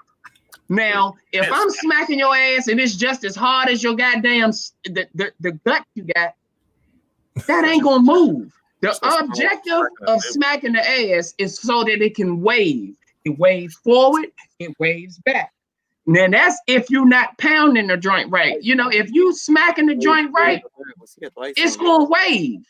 The whole objective of smacking the ass is for it to wave. If you don't have one of those soft, posturpedic, memory foam asses, it ain't gonna work. I mean, I just smack ass. Like, I'm not trying to do it just to see if it's gonna wave. I just no.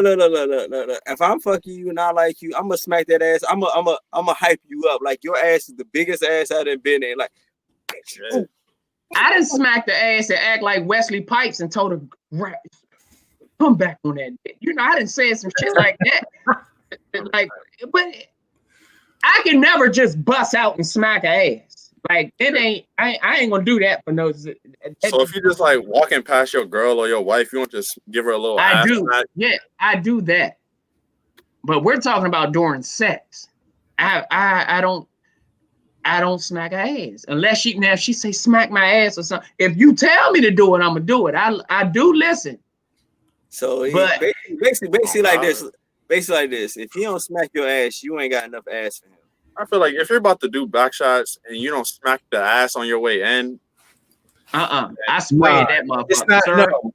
I like to spread it. Hey, when you hit it from the back, you want to get every inch in there. Spread that ass and get in. I mean, yeah, you spread it, but you gotta give it a little. Nah, man. And like I said, at your age, that makes sense. You gotta get a little. You want to be smacking every ass you get into for at least the next 6-7 years, okay? But you like, have you ever had one? Have you ever had gigantic ass? What? Have you ever had like a big ass? I mean, no. Yeah, I can tell because I just give it one of those. If you ever get a big ass, I'm gonna still smack it. Yeah, I understand that, but you're gonna have to spread it to get up in there. I'm gonna smack it, then spread it. He said he go knock before he go in. Hey. Nah, I'm a spread. I'm a open straight. I'm gonna open the screen door. I'm in. I ain't doing no motherfucker. The only knock you gonna get is when I tap the motherfucking pussy lips with this wood. The knock on there before I go in. That's the only knocking I'm doing. I'm not no ass knock. Can we please get into this topic that has been at the bottom of the screen for 20 minutes and we haven't even introduced it yet? Oh shit. Shit, we have it. All right, men have to like the woman more in order for things to work. That's not true. That's not true. That's not true. I saw that shit today. And he said it's not true on Bucks. We got it. I also don't believe that that's true. So short answers. Yeah, I don't think that's true. But we're also men saying this, right? So my girlfriend tell me every day that she love me more than I love her. Huh? Men have to like the women more in order for things to work. And y'all been there for what, 3 years? You say, right? Yeah, almost 3 years. Debunked right there. No, I don't think that's true. All right, okay, King, last one. No, I don't think that's true. All right. Women in the comments, please give y'all What you say? Who? You. I said no. This is false. Okay. So we got all four going across. Okay? Yeah, like I said, but we're all men. What's the weird one about it? Mind you, I saw this from a female, so I'm thinking maybe the females in the comments. I get what you're so different about this. Say, hurry up. We over time already. No bullshit. We need y'all short answers real quick, man. Do y'all feel that the man has to like the woman more in a relationship for it to work? I hate the lag time on this shit. I know how everybody complains about the lag time. Yeah. It's because we're coming from different places. We got Facebook people watching and comments, then we got YouTube people watching and comments. So it'd be a little laggy, man. So. Oh man, who the hell is that said you was a simp? He's not a simp. He's just young. He's young. My man, what, 18, 22? He gave us 19, 22, 23, 24. We don't know. Yeah, he's older than 18. He's young, man. He's young. All right, so we say I see a no, I see a yes, I see another no. No. All right. Okay. Now, age old bugs. All right, so no, I don't think that this is true. I don't feel like the man has to like the woman more for it to work. At all, honestly. I do feel like there are some cases like that, but a lot of women normally shy away from the guy that are over attentive and over like and over love and over, you know what I'm saying? Like a lot of women are turned off by that man a lot of the times. It's only worth it when it's the man that you want that shit from. Mm-hmm. If it's the guy that you want it from, then yeah, this can make sense because you're going to get what you want. But if it's a man that you're not really into like that, and he can give you all the love, show you all the love, hit you every day, give you gifts, whatever it is you want. If you don't like that motherfucker, you don't like him. Simple as that. So that's not going to make a relationship work just because the man is feeling the woman more. I don't feel like it's necessarily like that.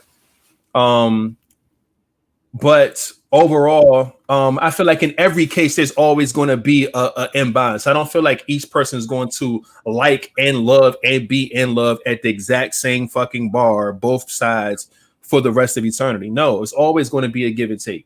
You can love a motherfucker, but don't like him. You can like him and don't love him. You can be in love, but don't, you know what I'm saying? So it's a lot of different levels and tiers to that type of shit. So,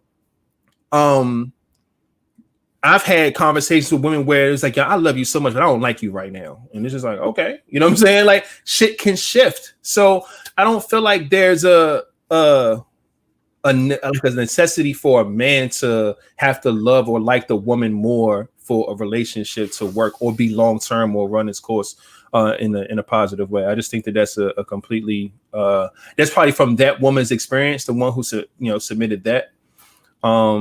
And the one who said yes, it was only one yes in here. I'm not sure what your experiences are, but you may feel that you may have loved all of your men more than they loved you, whatever the case may be. But yeah, I'm not rolling with that fact at all. The reason I feel the woman made this question, the woman that this came from is clearly she's either a nagger, a woman with an attitude problem, or just someone that's just has a lot of insecurities. And I say that because a woman that has those traits, the relationship will work. And it kind of rubs off with like when King Mob said it works if the dude don't give a fuck. Because if a woman is constantly nagging or constantly don't give, constantly nagging, constantly have insecurities and all of that, if the dude don't really care, and he like, man, she'll get over that shit. You know what I'm saying? It'll last because he's not going to keep feeding into that shit. But if you got somebody that's like, look, man, I'm not for this shit. Like, they know a man won't be there if you can constantly nag. If you constantly have insecurities, the man won't be there. So if she's saying it because she probably got those kind of traits, and the dude only stays around because he don't really give a fuck, or he just love her that much, and he like, man, she'll grow out of this, or we gonna work on this. Somebody that's willing to work with her. Now, most men will work with her, but it's only but for a certain amount of time. Now, we can't keep doing this shit forever. we will stop and say, you know what, fuck this, I'm out of here. And that's why they say the men has to like the woman more. You don't hear too many men that nag in a relationship. Not saying that it doesn't happen, but let a man nag a woman a whole lot. That relationship ain't gonna last that damn long. It sure ain't. Because a woman don't want nobody that nag, especially if she a nagger herself. Nobody likes when a motherfucker can do something better than them. When you think you the king asshole, but then you get a woman and she more of an asshole than you don't like that shit. And that's anything. I don't give a fuck what it is. So yeah, I think she really has those problems, those issues. Yeah. A different perspective, ladies and gentlemen. Who's this motherfucker? Hey, if you're given the option, Mexicano, your dad or your husband, which do you choose? Hey, yo, shout out to you with that random shit. I'm with it. Naomi, I've noticed that you said you don't know me, but and this is based off my experiences. You said you don't know me. Watch the show more often. You'll get to know me. Women is like something that I've studied over a long period of time. And no, it's not all because of my experiences. These are things that I've witnessed with other people. And it's just, I mean, not necessarily my experience, but it's my studies. You know how some people like to drink. They're drinkers. I can't tell them nothing about drinking. There's people that smoke and can't tell people that smoke how to smoke.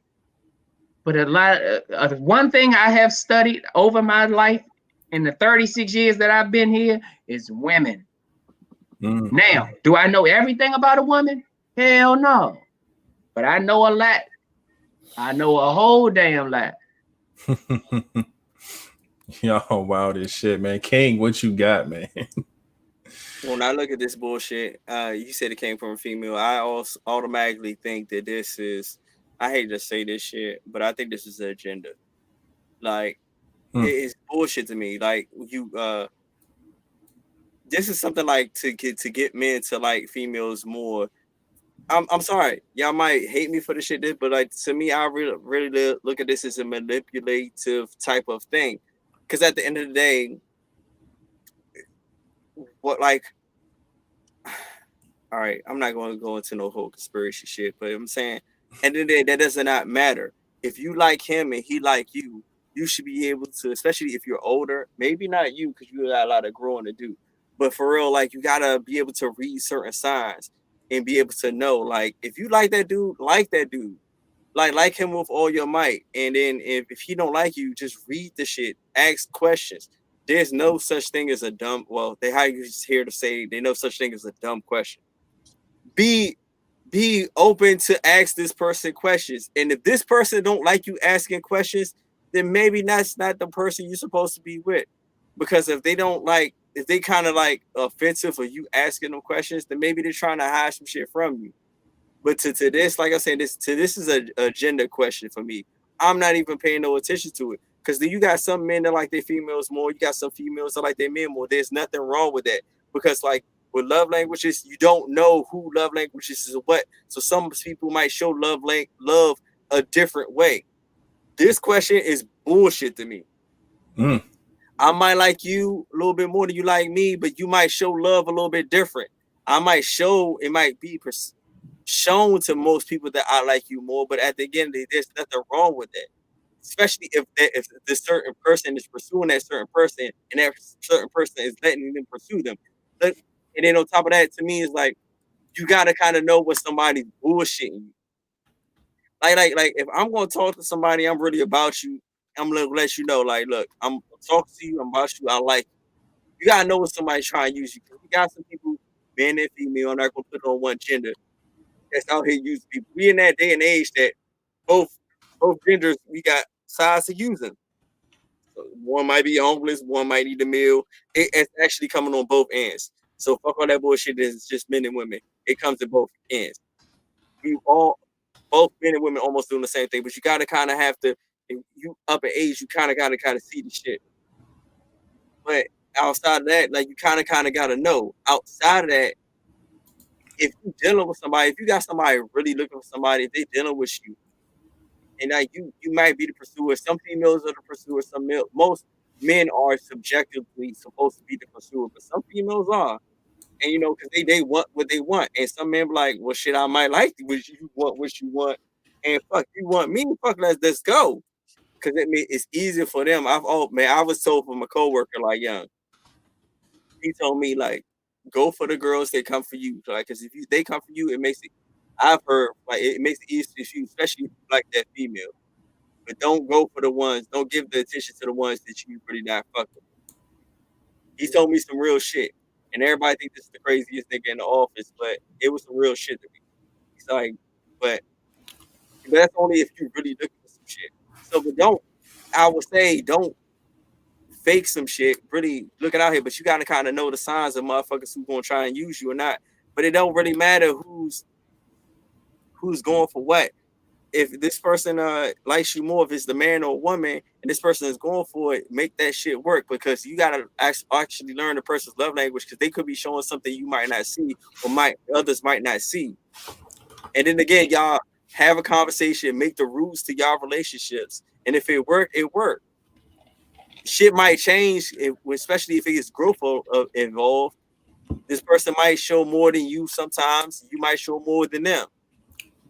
Can we add? I'm sorry to cut you off. Can we add her? She wants to come up. She says she can't type it all. How can we add her? You want somebody you want to get in this joint? Yeah, she wants to get on. I would love for her to get on.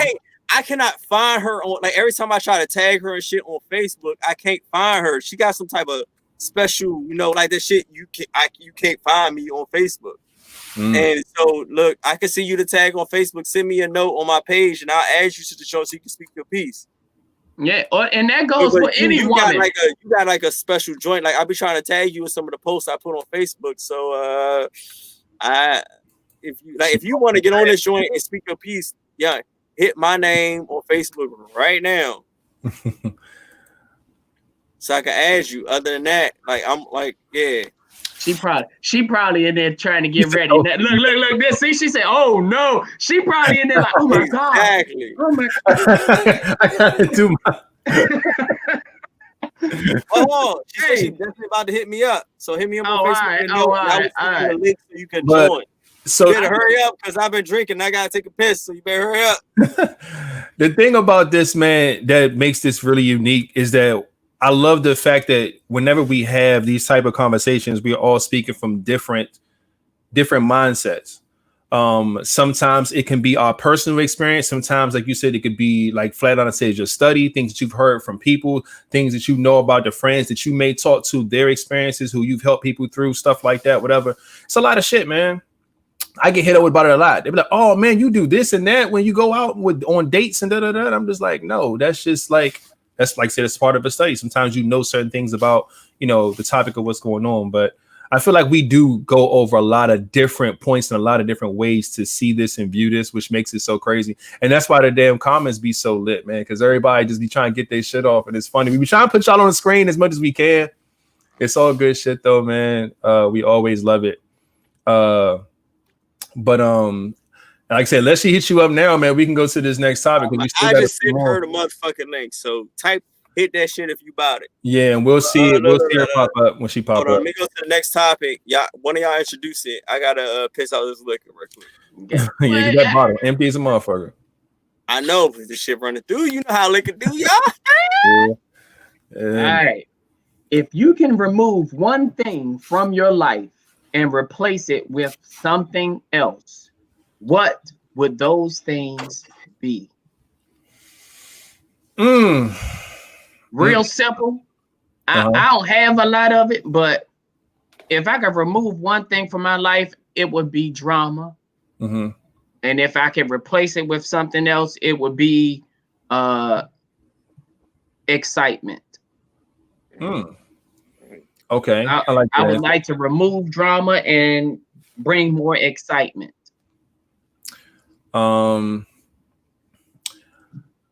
That's a good one. If I could think of one real quick off the top of my head, I wish I could remove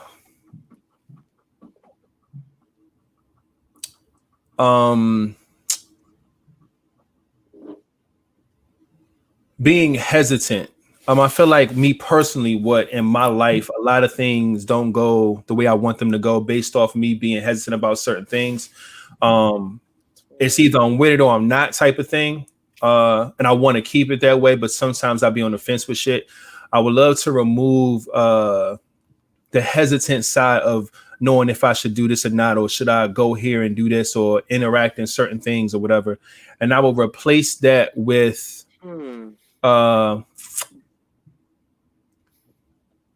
I'll say more certainty. I like I said, I like things to be black and white. I don't like too much of the gray areas like that. So I know just as a human, we all don't like to put all our money down on just one thing or certain things. So I would definitely take some of the things out of me that would be, you know, just a little hesitant about, you know, doing certain things. And some things I should probably be 10 toes down and go for, you know what I'm saying? But, you know, I would remove that and add more certainty, man, because I would like to have my shit be completely black and white. It's either yes or no. I'm doing it. I'm not. I don't like the in-betweens like that. So removing pretty much a gray area and just adding more black and white color, if that makes sense.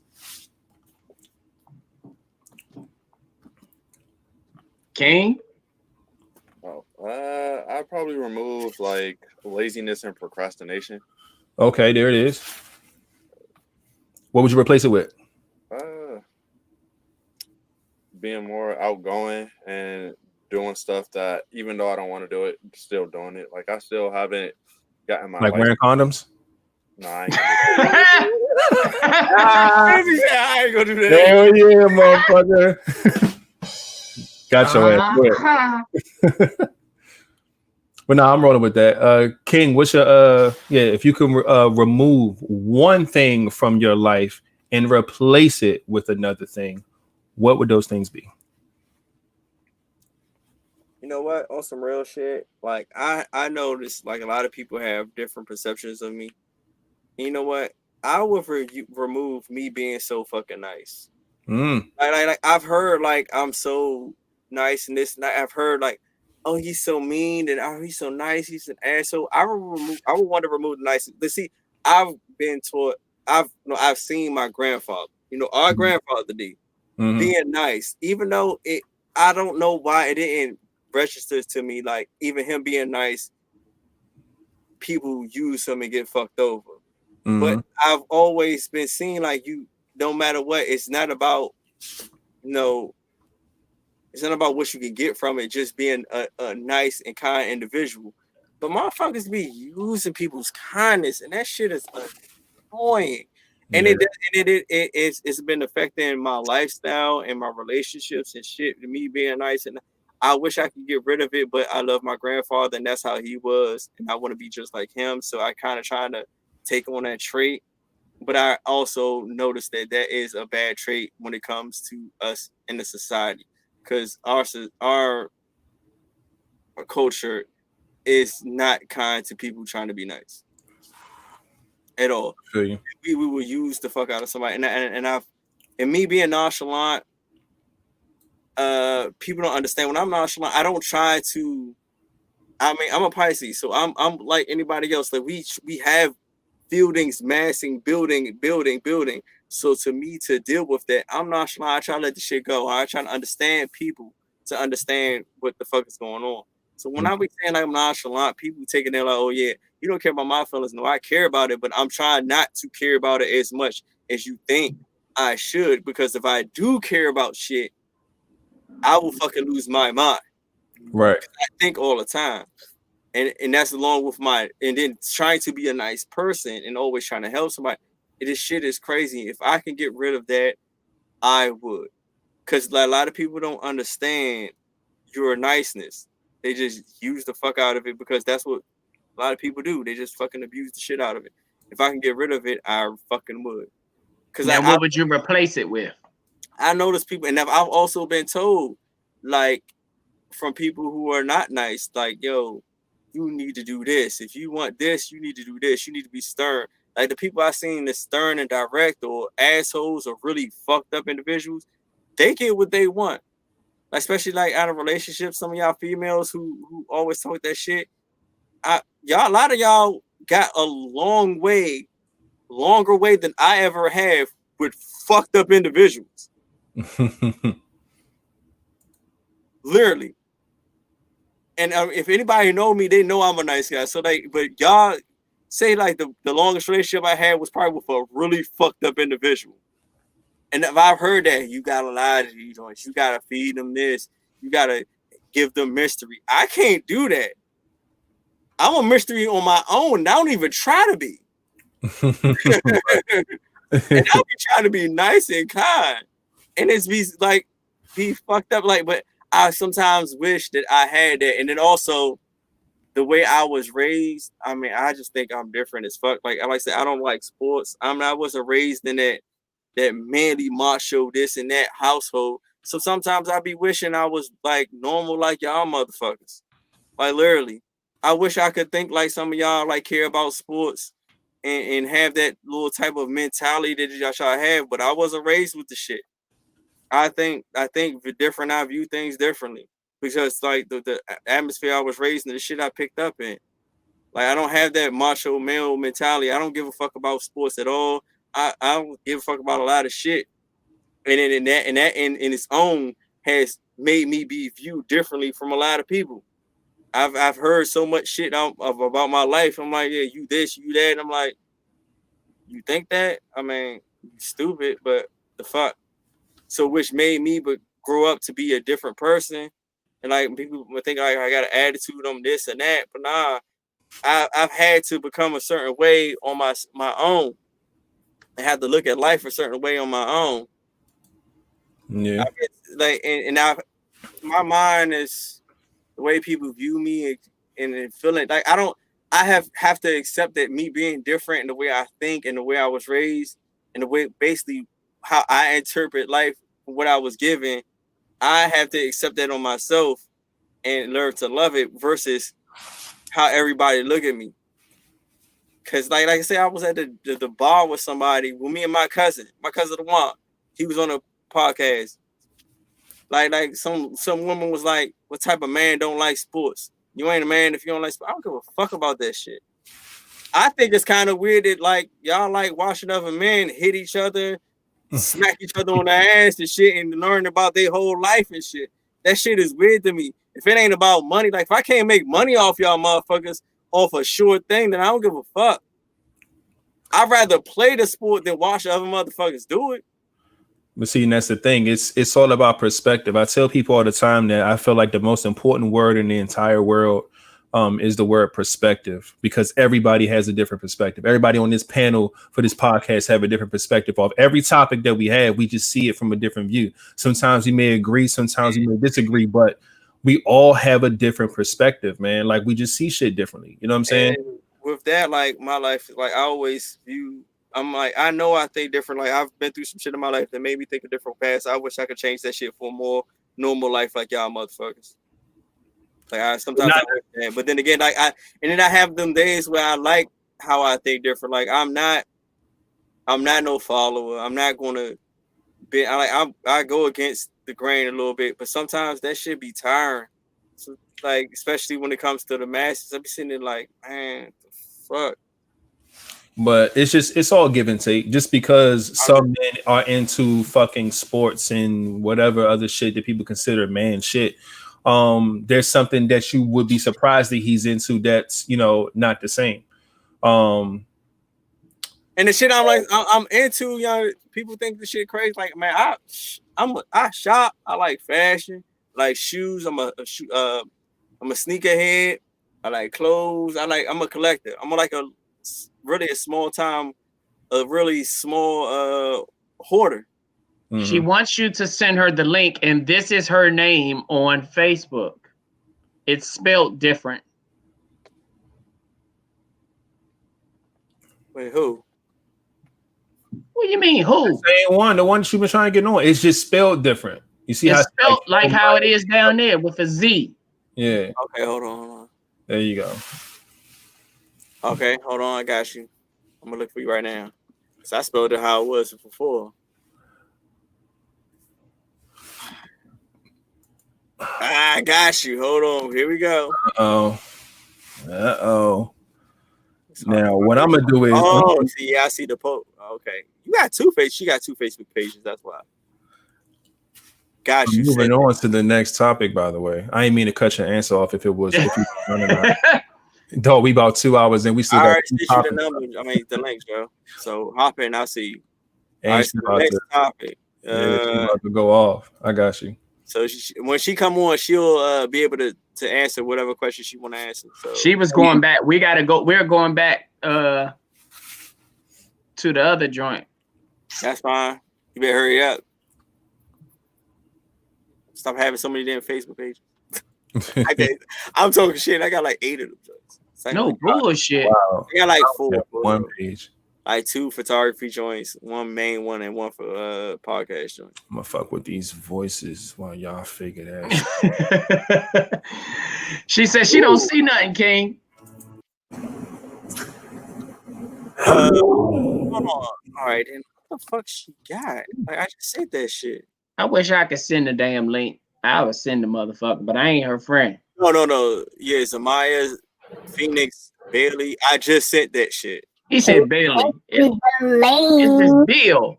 Bill, whatever the fuck. I just glanced at it and went straight to Facebook. I'm looking at Facebook right now. I'm even looking at stream, y'all. Yeah, I sent it. Oh yeah. That sounds like the Kool-Aid man. Oh yeah.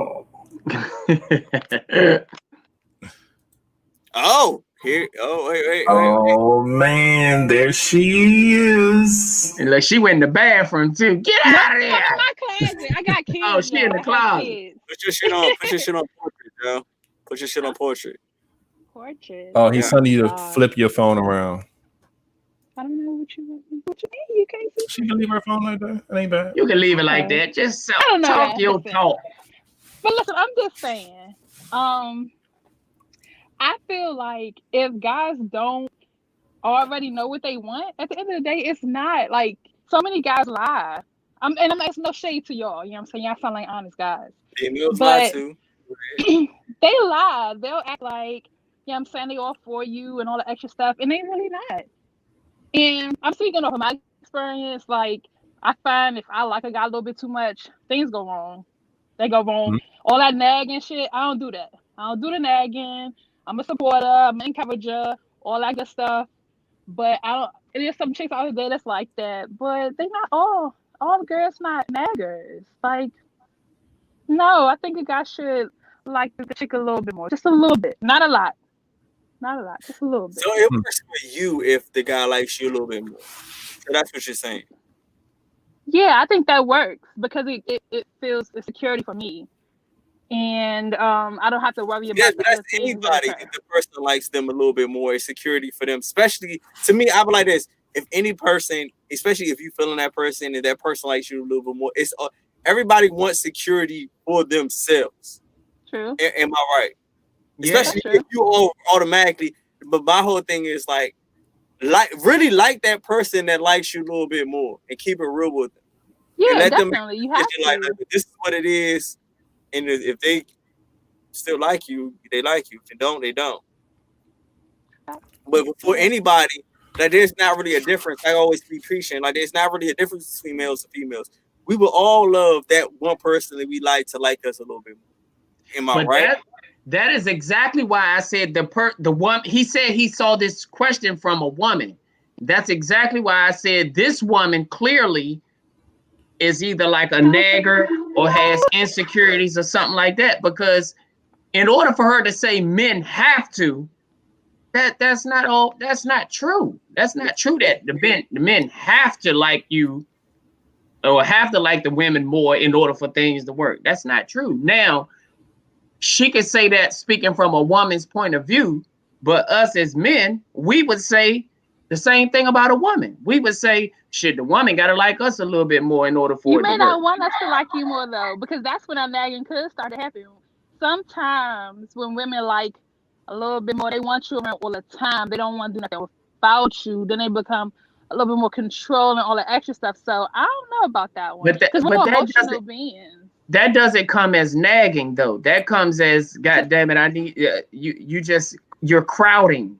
You may not be nagging, but I know some guys and they be like, for real, come get your friend.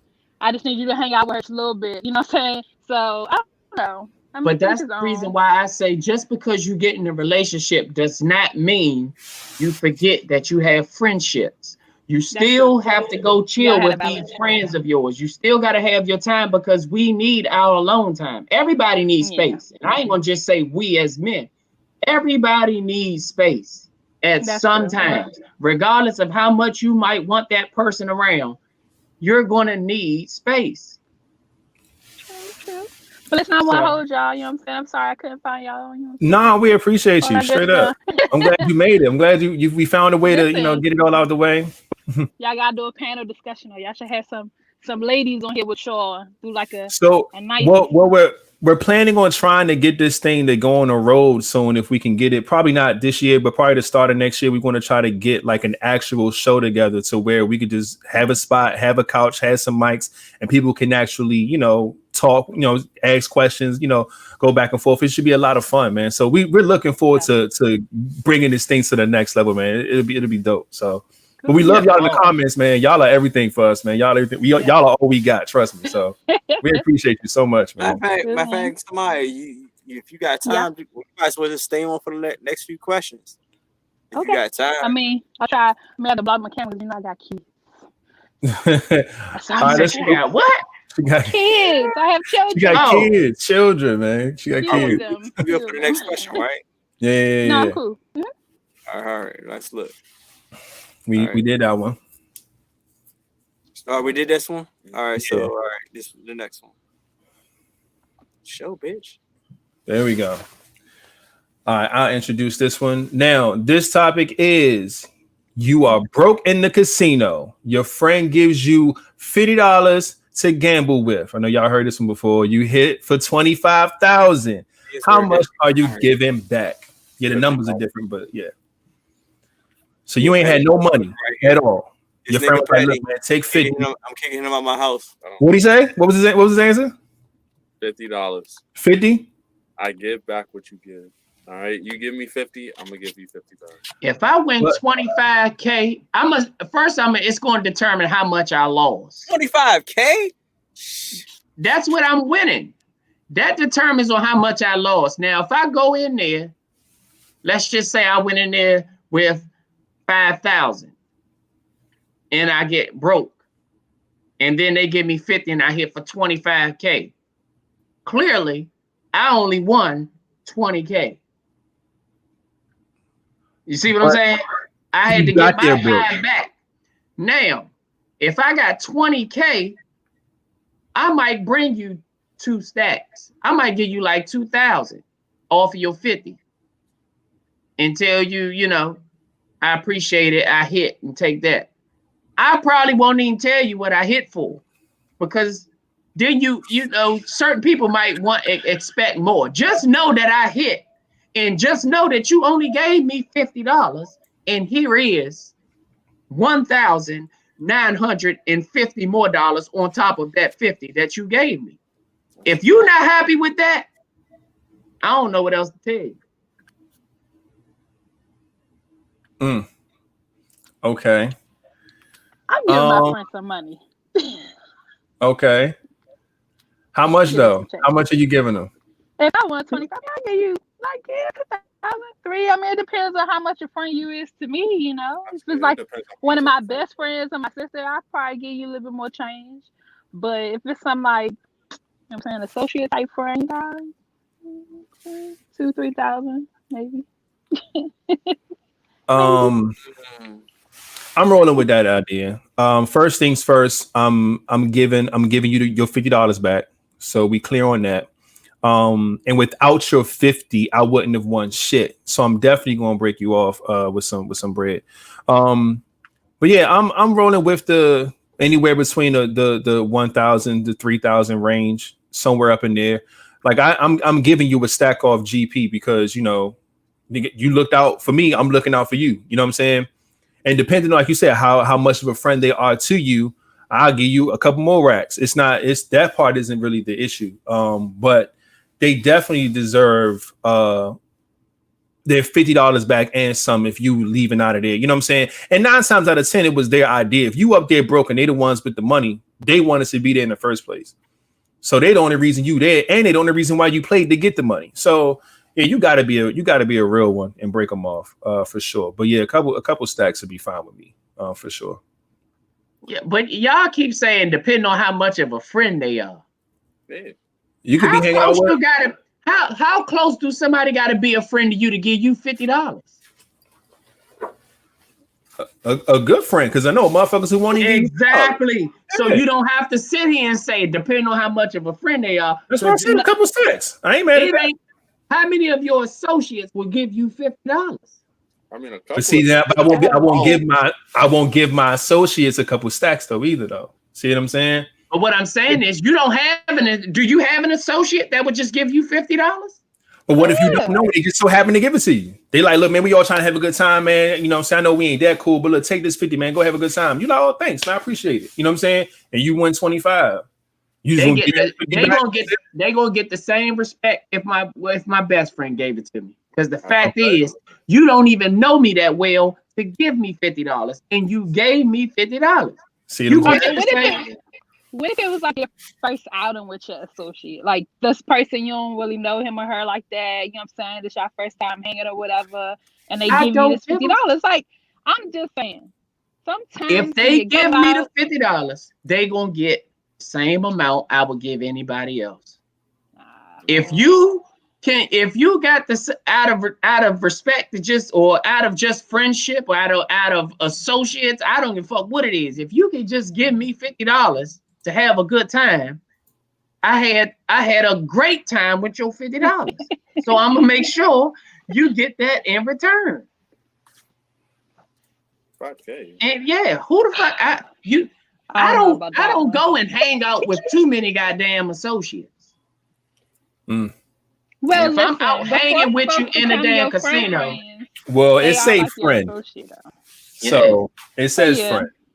Yeah, if the question say friend, yeah, man. I'm gonna break bread, man. I'm breaking a couple thousand off. King, man, what you got, man? Now I'm on I'm on the aspect of like, see, because I've seen this question and it was more so of like in a relationship, like if you was the man, if you give your girl like some money and they hit, but if this is like a general question. And I'm on the fence with that. Like, if how much of a friend this is. Like, some of my friends, like, I'm not really a big gambler. So, some of my friends, I would pretty basically base it off the friendship of what I would give them back. Like like say if it was my girl, she might get half because I know if this is my girl, I want the type of relationship where we spend money on each other. So if I hit this shit, I know if I give you half, you gonna spend this shit on me. I'm gonna spend. We gonna blow this shit on each other. It's gonna be equal down the line. So I gotta give them. You can just like put it in your bank account. Like it's there. I'm gonna put half on my bank account. She gonna put like if I'm with somebody and we gonna kind of some will be equally minded when it comes to money. So I know like even if I mean she can do whatever she want, but I know what I spend is what I spend on her. She gonna spend on me. We spoil on each other. That type of shit. So she can do whatever the fuck she want with that shit. But at the end of the day, I mean, if I'm gonna do whatever I want with it too. But at the end of the day, we spoiling each other. We coming in an equal partnership. We trying to build and do shit together. If I split that shit in half, do what you want with your money. I'm not spending none of my half on your ass. The half I'm spending on you is the half I gave you. That's the half I'm spending on you. Bullshit. No bullshit. Because you talking about y'all motherfucking heathen asses. We talking about me right now, so y'all shut the fuck up. After 25K, we better have a joint bank account. But I'm saying, but see, that's if like I'm in that type of relationship. And I know I'm invested in somebody, that's what I would do. But if this is a friend or whatsoever, like I would base it off the friendship. Of course, I'm gonna get you a 50 pack. I might slide. I might not even tell you what the fuck I hit for. I'm gonna be like, yeah, I hit. Take this. You take this 1,050, 2,050 depends on my friendship with you. That's crazy. No, because some friends like I don't get like how flat out I'm gonna say like. Well, somebody give you $50, it must be a good friend. Like half the time, that motherfucker might be associate. Like sometimes you might friend. You 50s just to have fun. It says friend, so I'm only going to label it by how it's submitted. Yeah, but the friends got levels. Like we friends, but you're not my best friend. You're not this and that. So and then I don't know your situation. You might be like one of them like friends. How much of a friend are you to that person if you say, well, I ain't gonna tell that motherfucker what I got. I'm just gonna give him 1,000. Like that's better than nothing. I don't give a amount of money. I'm talking about it could be my best friend. It still ain't your business what I hit. Just know that it's still not your business. I gave you some money. It don't matter. You know you gave me 50 and then you get $2,050. You good. It shouldn't matter what I hit for. Exactly. I'm just asking. I didn't say it mattered. I'm just saying the way that the picture is being painted by if this is a friend or associate or it's different levels and all this other shit, you're basically putting level by. And then I gotta kind of know what situation in. Like if I know like you hurting, I might. They ain't hurting. They gave you $50. They ain't hurting. No, but still, like some people might have the concept, I might be, we just out to have fun, I might got this joint, but some people will sacrifice just to have a good time. We do know people like that. There are people like that will sacrifice just to have a good time. So if I know that like we good friends like that, you sacrificing for me to have a good time and you having a good time, and I know you ain't got it like that, I'm gonna slide you a little bit more. Like, look, I know you did this out of the kindness of your heart for me. I'm gonna slide you a little bit more. Might even give you like 3 or 4, maybe 5 stacks because I know what you're going through. Because if you're a really good friend, you know what that person going through. Like, all right, I'm gonna slide you this. You gonna be grateful. Take care of whatever you gotta take care of, and now I'm gonna take care of what I gotta take care of with this motherfucking shit I got, and we all gonna be good. But then again, I'm not gonna tell you what I got because then you should be just happy for what the fuck I gave you. Like I was happy for that $50, and then you be happy for this $2,050. Look, real simple. But if you motherfucker who just got shit, you motherfucker who just got shit, like you ain't hurt for shit. I mean, yeah, take this motherfucker 1,050. Like you ain't hurt for shit. You probably gamble that shit, make some shit more than what I just made. I ain't mad at none of y'all answers, man. It's to each his own, and everybody's friendships are different. Everybody treat their friends different. Some people will say something, some people will keep it a secret. Some people break them off 1,000, some will break them off 5,000. Some people will only break them off the $50 that they gave them. I ain't seen nobody say over 5,000 yet. So 5,000 is clearly the limit. It's like the cap. Yeah, 5 is the cap. I ain't seen nothing past 5 either. So I don't know, man. Choose your friends wisely. I don't know what else to tell you. Shit, but I'm gonna give you. I'm telling you, I'm gonna give you the 2, and the rest of the night on me. If we go out to eat after that, it's on me. We go have drinks after that, it's on me. I'm rolling. Just know that I gave you that 2,000. What if you was a friend who gave her $50 though? How much would you expect back? Say that. You know it's 25. Yeah. How much would you expect? All I'm gonna expect back is my 50. Now what you give me after that is a blessing, brother. It ain't a whole lot to it. No, Can you really be mad? Can you really be mad if you know that they hit for 25K? No, you can't. You can't. It was their time. It wasn't your time. It was their time. It's as simple as that. You really can't be. If they give you your $50 back, then you can't be really mad. I'm like, yeah, at least give me like over 15, cause niggas are gonna be mad as shit. I'm like, I'm gonna try to bargain, like that's gonna make or break a friendship. I mean, no, I wouldn't be mad. Like I'm gonna be happy whatever you give me if it's over that 50 you gave me, but I'm gonna try to bargain. No, I ain't gonna try to bargain. That you got me how I got you. So if I know you hit for 25K and you only give me 50, I know how to. All it is it just lets me know how to treat you from now on. Never hanging out with you ever again in my life. See what I'm saying? There it is. From now on, I just know how to treat it. I know where we stand. That's all it is. But I'm not mad. I'm not mad at you. As long as you get my $50 back, I can't be mad. Yeah, you cool, but you would never receive anything from me. Not a Snapple, not a bottle of water, not nothing, not a ride. Damn. I'm bringing up that money every day. Yeah, man, fuck that. Anyway, next. This last topic, man. Oh man. The last topic for the show tonight, man. We are definitely giving y'all a goddamn show tonight. And this is just kind of a little quick little, shout out to the show, man. So basically, I was going to ask all of us on the panel, everybody in the comments, what are some of your favorite things about Vibez Podcast, and what would you change? Does anybody on this panel got a quick question or a quick response to that? And y'all can be honest. Yeah, be very honest, brutally honest. We love that. We have to take that. We'll know what to fix, what to change, how to do it, what not to do, X, Y, and Z. I can go first if y'all want.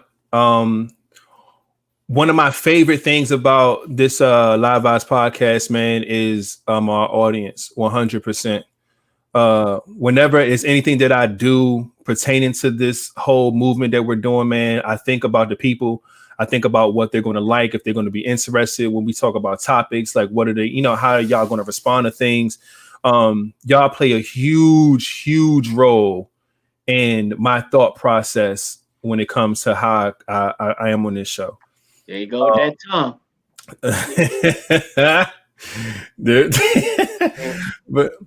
but man, yeah, man, the audience that we've developed over time, man, is my favorite thing about the podcast, man, because y'all are dope, man. Y'all are lit. And what would I change about the podcast?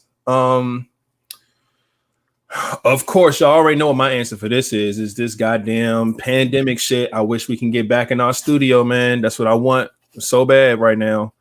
So if I could just snap my fingers right now and that one thing will change, is us getting back into the studio and doing things how we actually envisioned and, leveled up to before this pandemic hit. And we all kind of just been in our own zones and just going live from our phones and laptops and shit.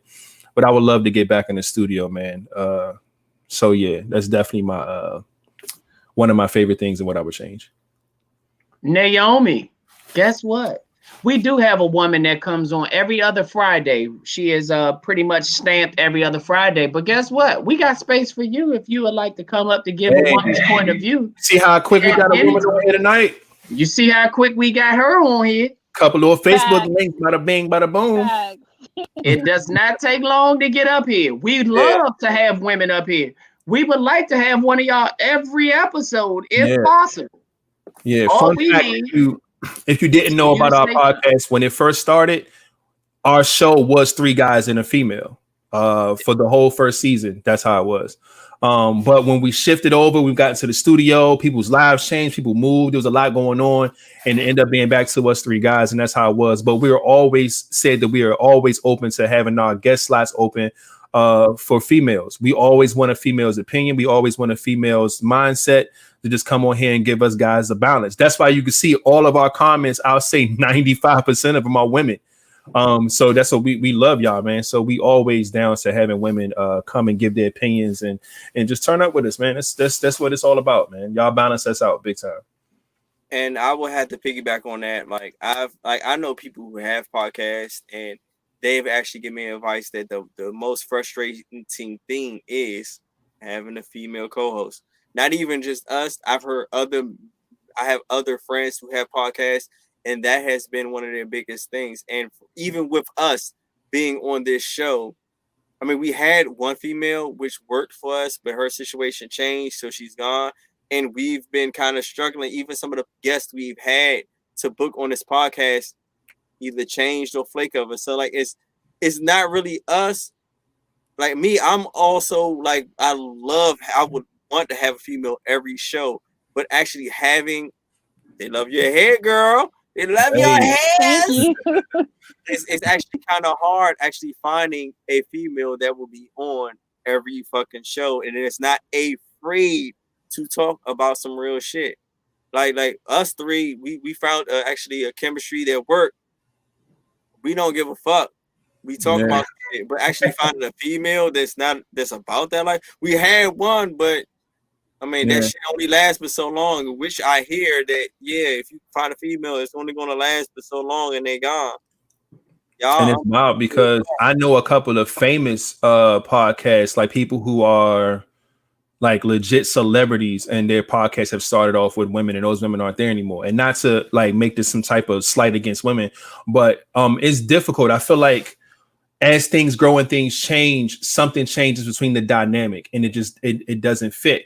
Now, if there was a woman's podcast and they would bring a man on, I think it would be a little different. Maybe the woman being in more control, controlling what the conversation pieces may be, X, Y, and Z. They're going to talk about everything that they feel comfortable talking about. And it's not a general thing like that we can talk about anything.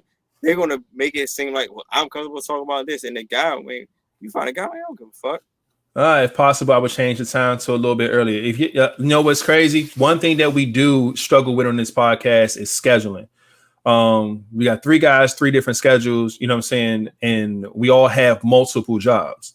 Got jobs, lives, families, kids, all types of stuff. So we started out doing this every other Sunday at like 6 o'clock. You know what I'm saying? But then like twice a month just seemed too far away. We wasn't really bringing in the fan base we needed to. Then we got the blessings of getting our studio. We started doing it every Monday. And then now, since we do it from home, it's like we can do it twice a week now. You know what I'm saying? So we try our best to try to work the schedule out the best way we know how. We know 9 o'clock is late for some people, but trust and believe we're going to keep, working this schedule. If this is the schedule, this is what it is. If it's able to change to make it a little better and more feasible for people, I understand we got kids. Y'all trying to get y'all kids to bed. It's already 11 something. They got school in the morning. So I get it. 9 o'clock can be late for some people, but trust and believe it's the best time for the show right now. But if we can always make it a better day and a better time, we're definitely going to do that for sure. Thank you for that feedback, Taisha. Hey, I would love to be let's go. Naomi, I'm loving it. I'm loving it. Yes, everything when it comes to topics, when it comes to your opinions, when it comes to guests, anything, you can always shoot it to us, man. You can shoot it to our email. Go to our link tree. All of our stuff is in there, all our links and everything. None of us are hard to reach, man. We really appreciate that 100%. What else? Who else? King, what you got, man? What's your favorite thing about our podcast, and what would you change if you could change anything? I like the fact that each of us bring something different. Like I always hear that James is funny as fuck. That nigga's crazy. Mm-hmm. D, you have the voice like you are. Even with this podcast, I didn't know how much of a talker you were until we did this podcast. Did you say voice? Huh? No. I've heard nobody like your motherfucking voice changes. Okay, I haven't got a compliment about that, but I like how like you're. I didn't know that you were more of a talker. Like I see why people gravitate to you with this podcast. I see how you were much of a talker, and you run your mouth. And then, we all have different views, and I like that. And then you with your beautiful mind with editing and the graphics and your imagination with it, James. You have your personality is great, like with it. And then our guests that come on, like me, I like imperfections in our show. Even though y'all don't like the imperfections, I like it when we have a little bit of drama. Even with me being late today, or like how the time I had Cash and the other girl, and she was on the car. I like imperfections, which brings a little bit of conflict, a little bit of difference into our show. I like that. What I would change? I would change, like, you know me. I'm more so if I want a female to be there all the time. I want a female presence to actually have a say so in the show all the time. This is me, because I mean, us three guys, we give our opinions, but I think we are missing audience with the females. I mean, they of course they want to hear what us guys say, but I liked it when Law was on. She was like almost a perfect shit with her little ratchet ass shit. But I also want a female presence to give some type of voice to this shit. Yeah. And but like you say, like we all know from y'all to and from either other people on the podcast, it's actually just hard finding a dedicated female to be on the shit. And even like I said, with some guests, we have someone who be like, okay, I'll be on, and last minute they'll cancel. They get stage fright, or they care too much about what, like, I always, what I always hear. All right, so you want to be on the podcast? What y'all gonna talk about? Doesn't matter. Like, look, you hear about it. If we try to talk some real shit right there on the spot, doesn't matter. Well, I need to know what y'all gonna talk about before I get on, so I know I'm gonna talk about it. Nah, you ain't for this shit. Then this podcast is not for you, sweetheart. I don't know until like that. We've always been a podcast. Like, I don't know until we get on the show. Yeah. We don't know until we get on the show. And it makes 100%. It real to me. So I can't think of no fake shit to like, I'm going to tell them this and tell them that. I'm going to tell you some real shit. I've been, like, especially if I've been drinking, I'm going to tell you some real shit. Because, like, this is live vibes, not live lies. Like, hey, that's a bar. I like that. And then some certain people, y'all don't understand, we had to tell, you can't come on this show because we know you going to lie. And I'm going to call you out like, nigga, you bullshit. Somebody going to call you out or look at you like, nigga, I know your life, you bullshit. Like, we had to literally cancel, like, tell some people, like, you can't come on our show because we know your life, and we know they tried to finesse the questions. Give me a hypothetical. Nah, my nigga. Give you a real question. This show is not for you, sir. No, this show is not for you. It's not. If you can't speak some real shit, then don't come on. I seen one of the I think it was Naomi. She was asking about main pages and stuff. I'm gonna show y'all something real quick about. I always mention the link tree. Everybody, we have a link called the link tree, and this is what it gives y'all. It gives y'all our YouTube channel. You can subscribe to it when you hit the button.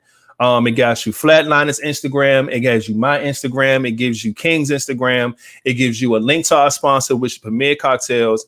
It gives you information for fan mail and gifts. It gives you information if you want to donate to the show. And it also lets you know what our latest episode is. And also all the way down here, these little yellow bars right here is our Facebook, our Twitter, our Instagram for the show, the YouTube channel, of course, and our email. Our email is where you submit all types of stuff.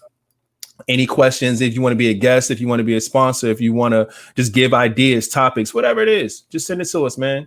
So when I mention the link tree, that's what the link tree look like, y'all. And the link is always going to be in the description of these videos. It's on our Facebooks, on our Instagram, and the bios, and all that other good stuff. So, and see, like, know.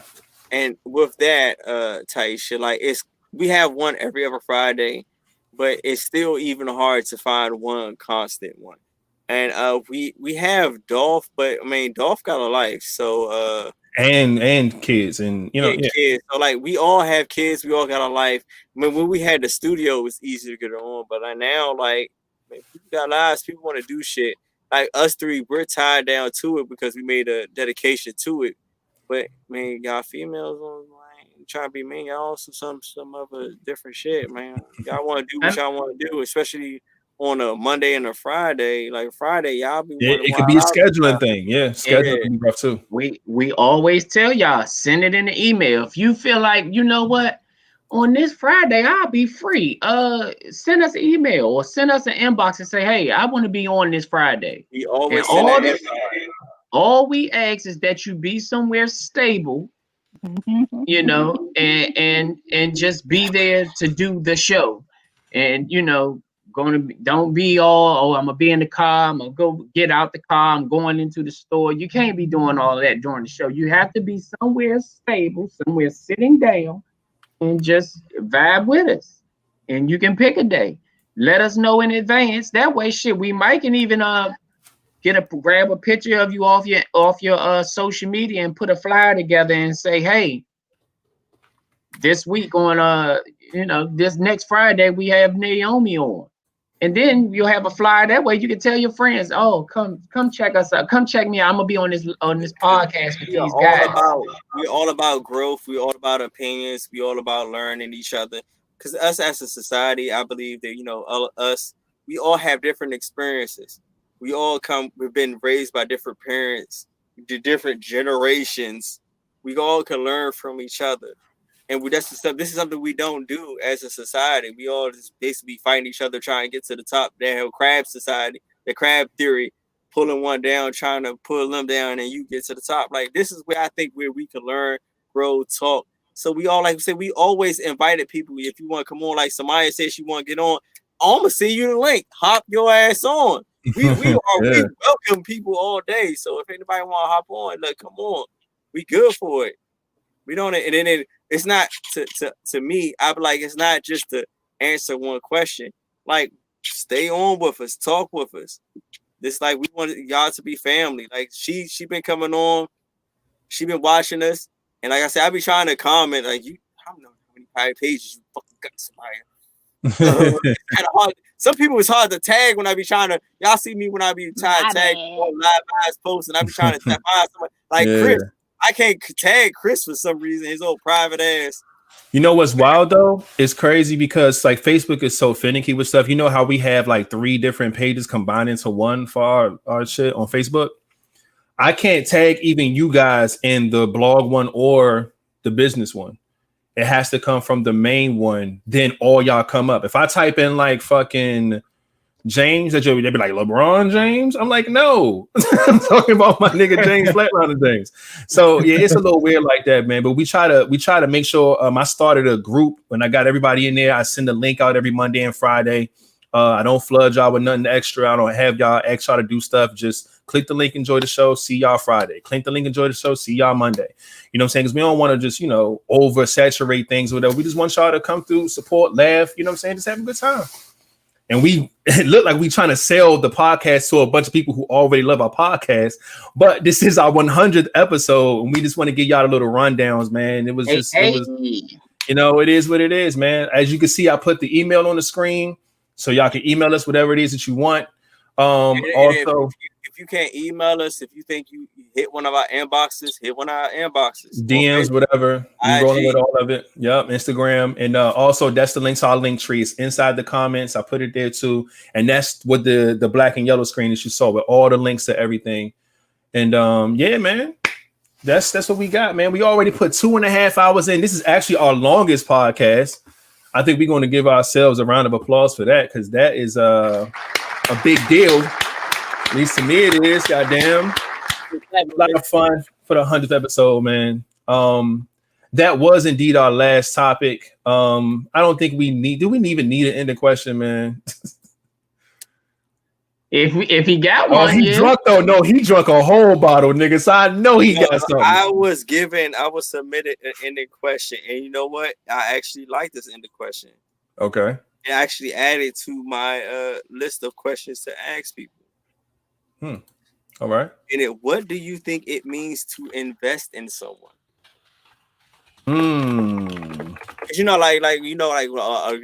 If if you doing this and doing that, you invested in somebody. What is it to you to invest in someone? Okay, I like that. When I heard that question, I was like, damn, that's a dope ass question. Like, what does it mean to you to invest in someone? Yeah. See, you got the young boy, like, I don't know what you stroking. What is that? That little bit of pubic hair on your chin? Like, what is that? He said my beard, and he's sitting there going on the bottom of the screen, I wrote it down, man. What do you think it means to invest in someone? So if y'all want to know the end of the question, if you're new to the show, what we do is we try to end the show off with a question. So we all come back the next episode to talk about it. So tonight's ending question is, what do you think it means to invest in someone? So get your answers, think about them, and we're going to be back on Friday with these answers. It should be a lot of fun. And hey, look, we enjoyed y'all too, man. Straight up, man. It was a lot of fun. This is a good, long, crazy episode. Thank you for all the new followers. Thank you for everybody who shared the link. Thanks, Cuz Pierce, for sharing the link. We enjoyed everybody who watched us. Check us out Monday and Friday. Yeah, 9 p.m., man. So what we like to do at the end of the show is first and foremost, we got to give our Premier Cocktails the proper hand claps.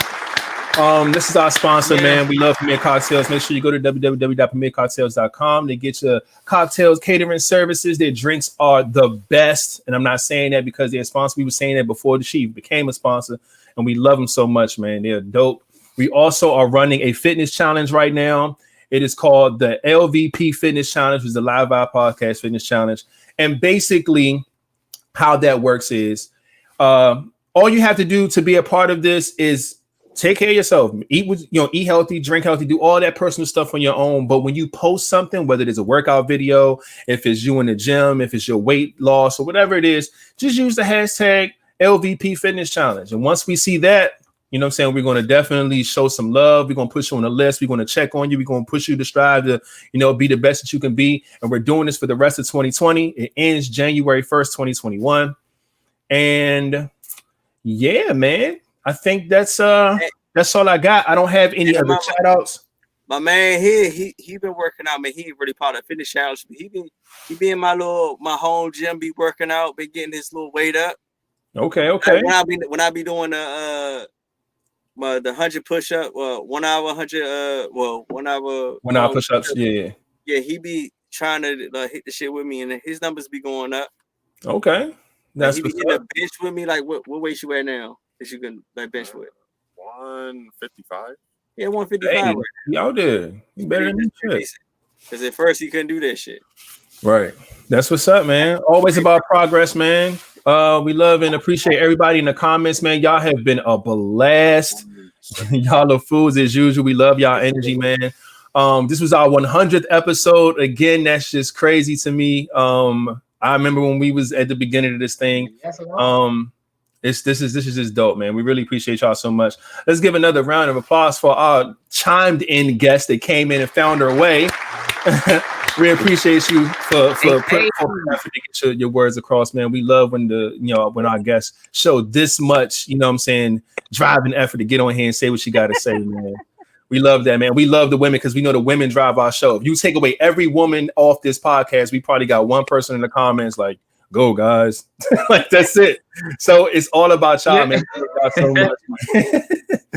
And yeah, other than that, man, we'll see y'all on Friday. Y'all got anything else to say? Y'all want to shout out, plug anything?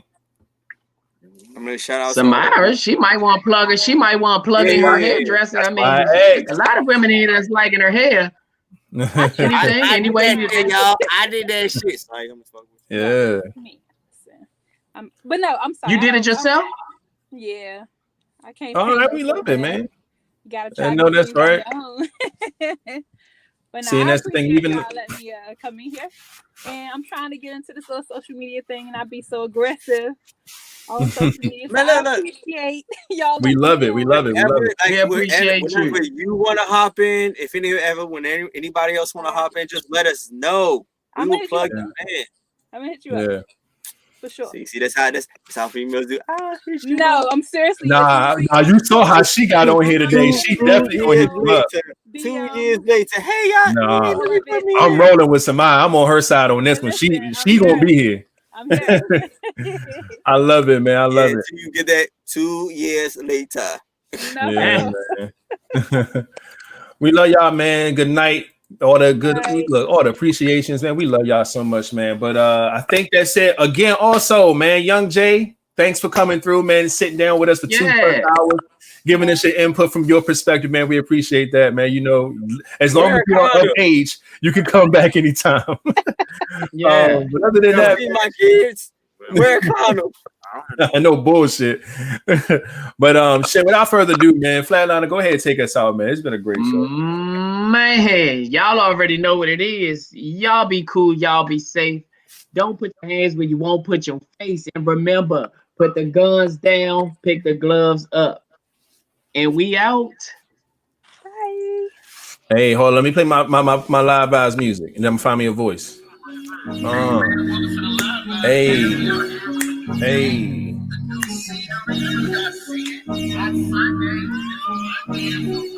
It's the LiveVibez Podcast.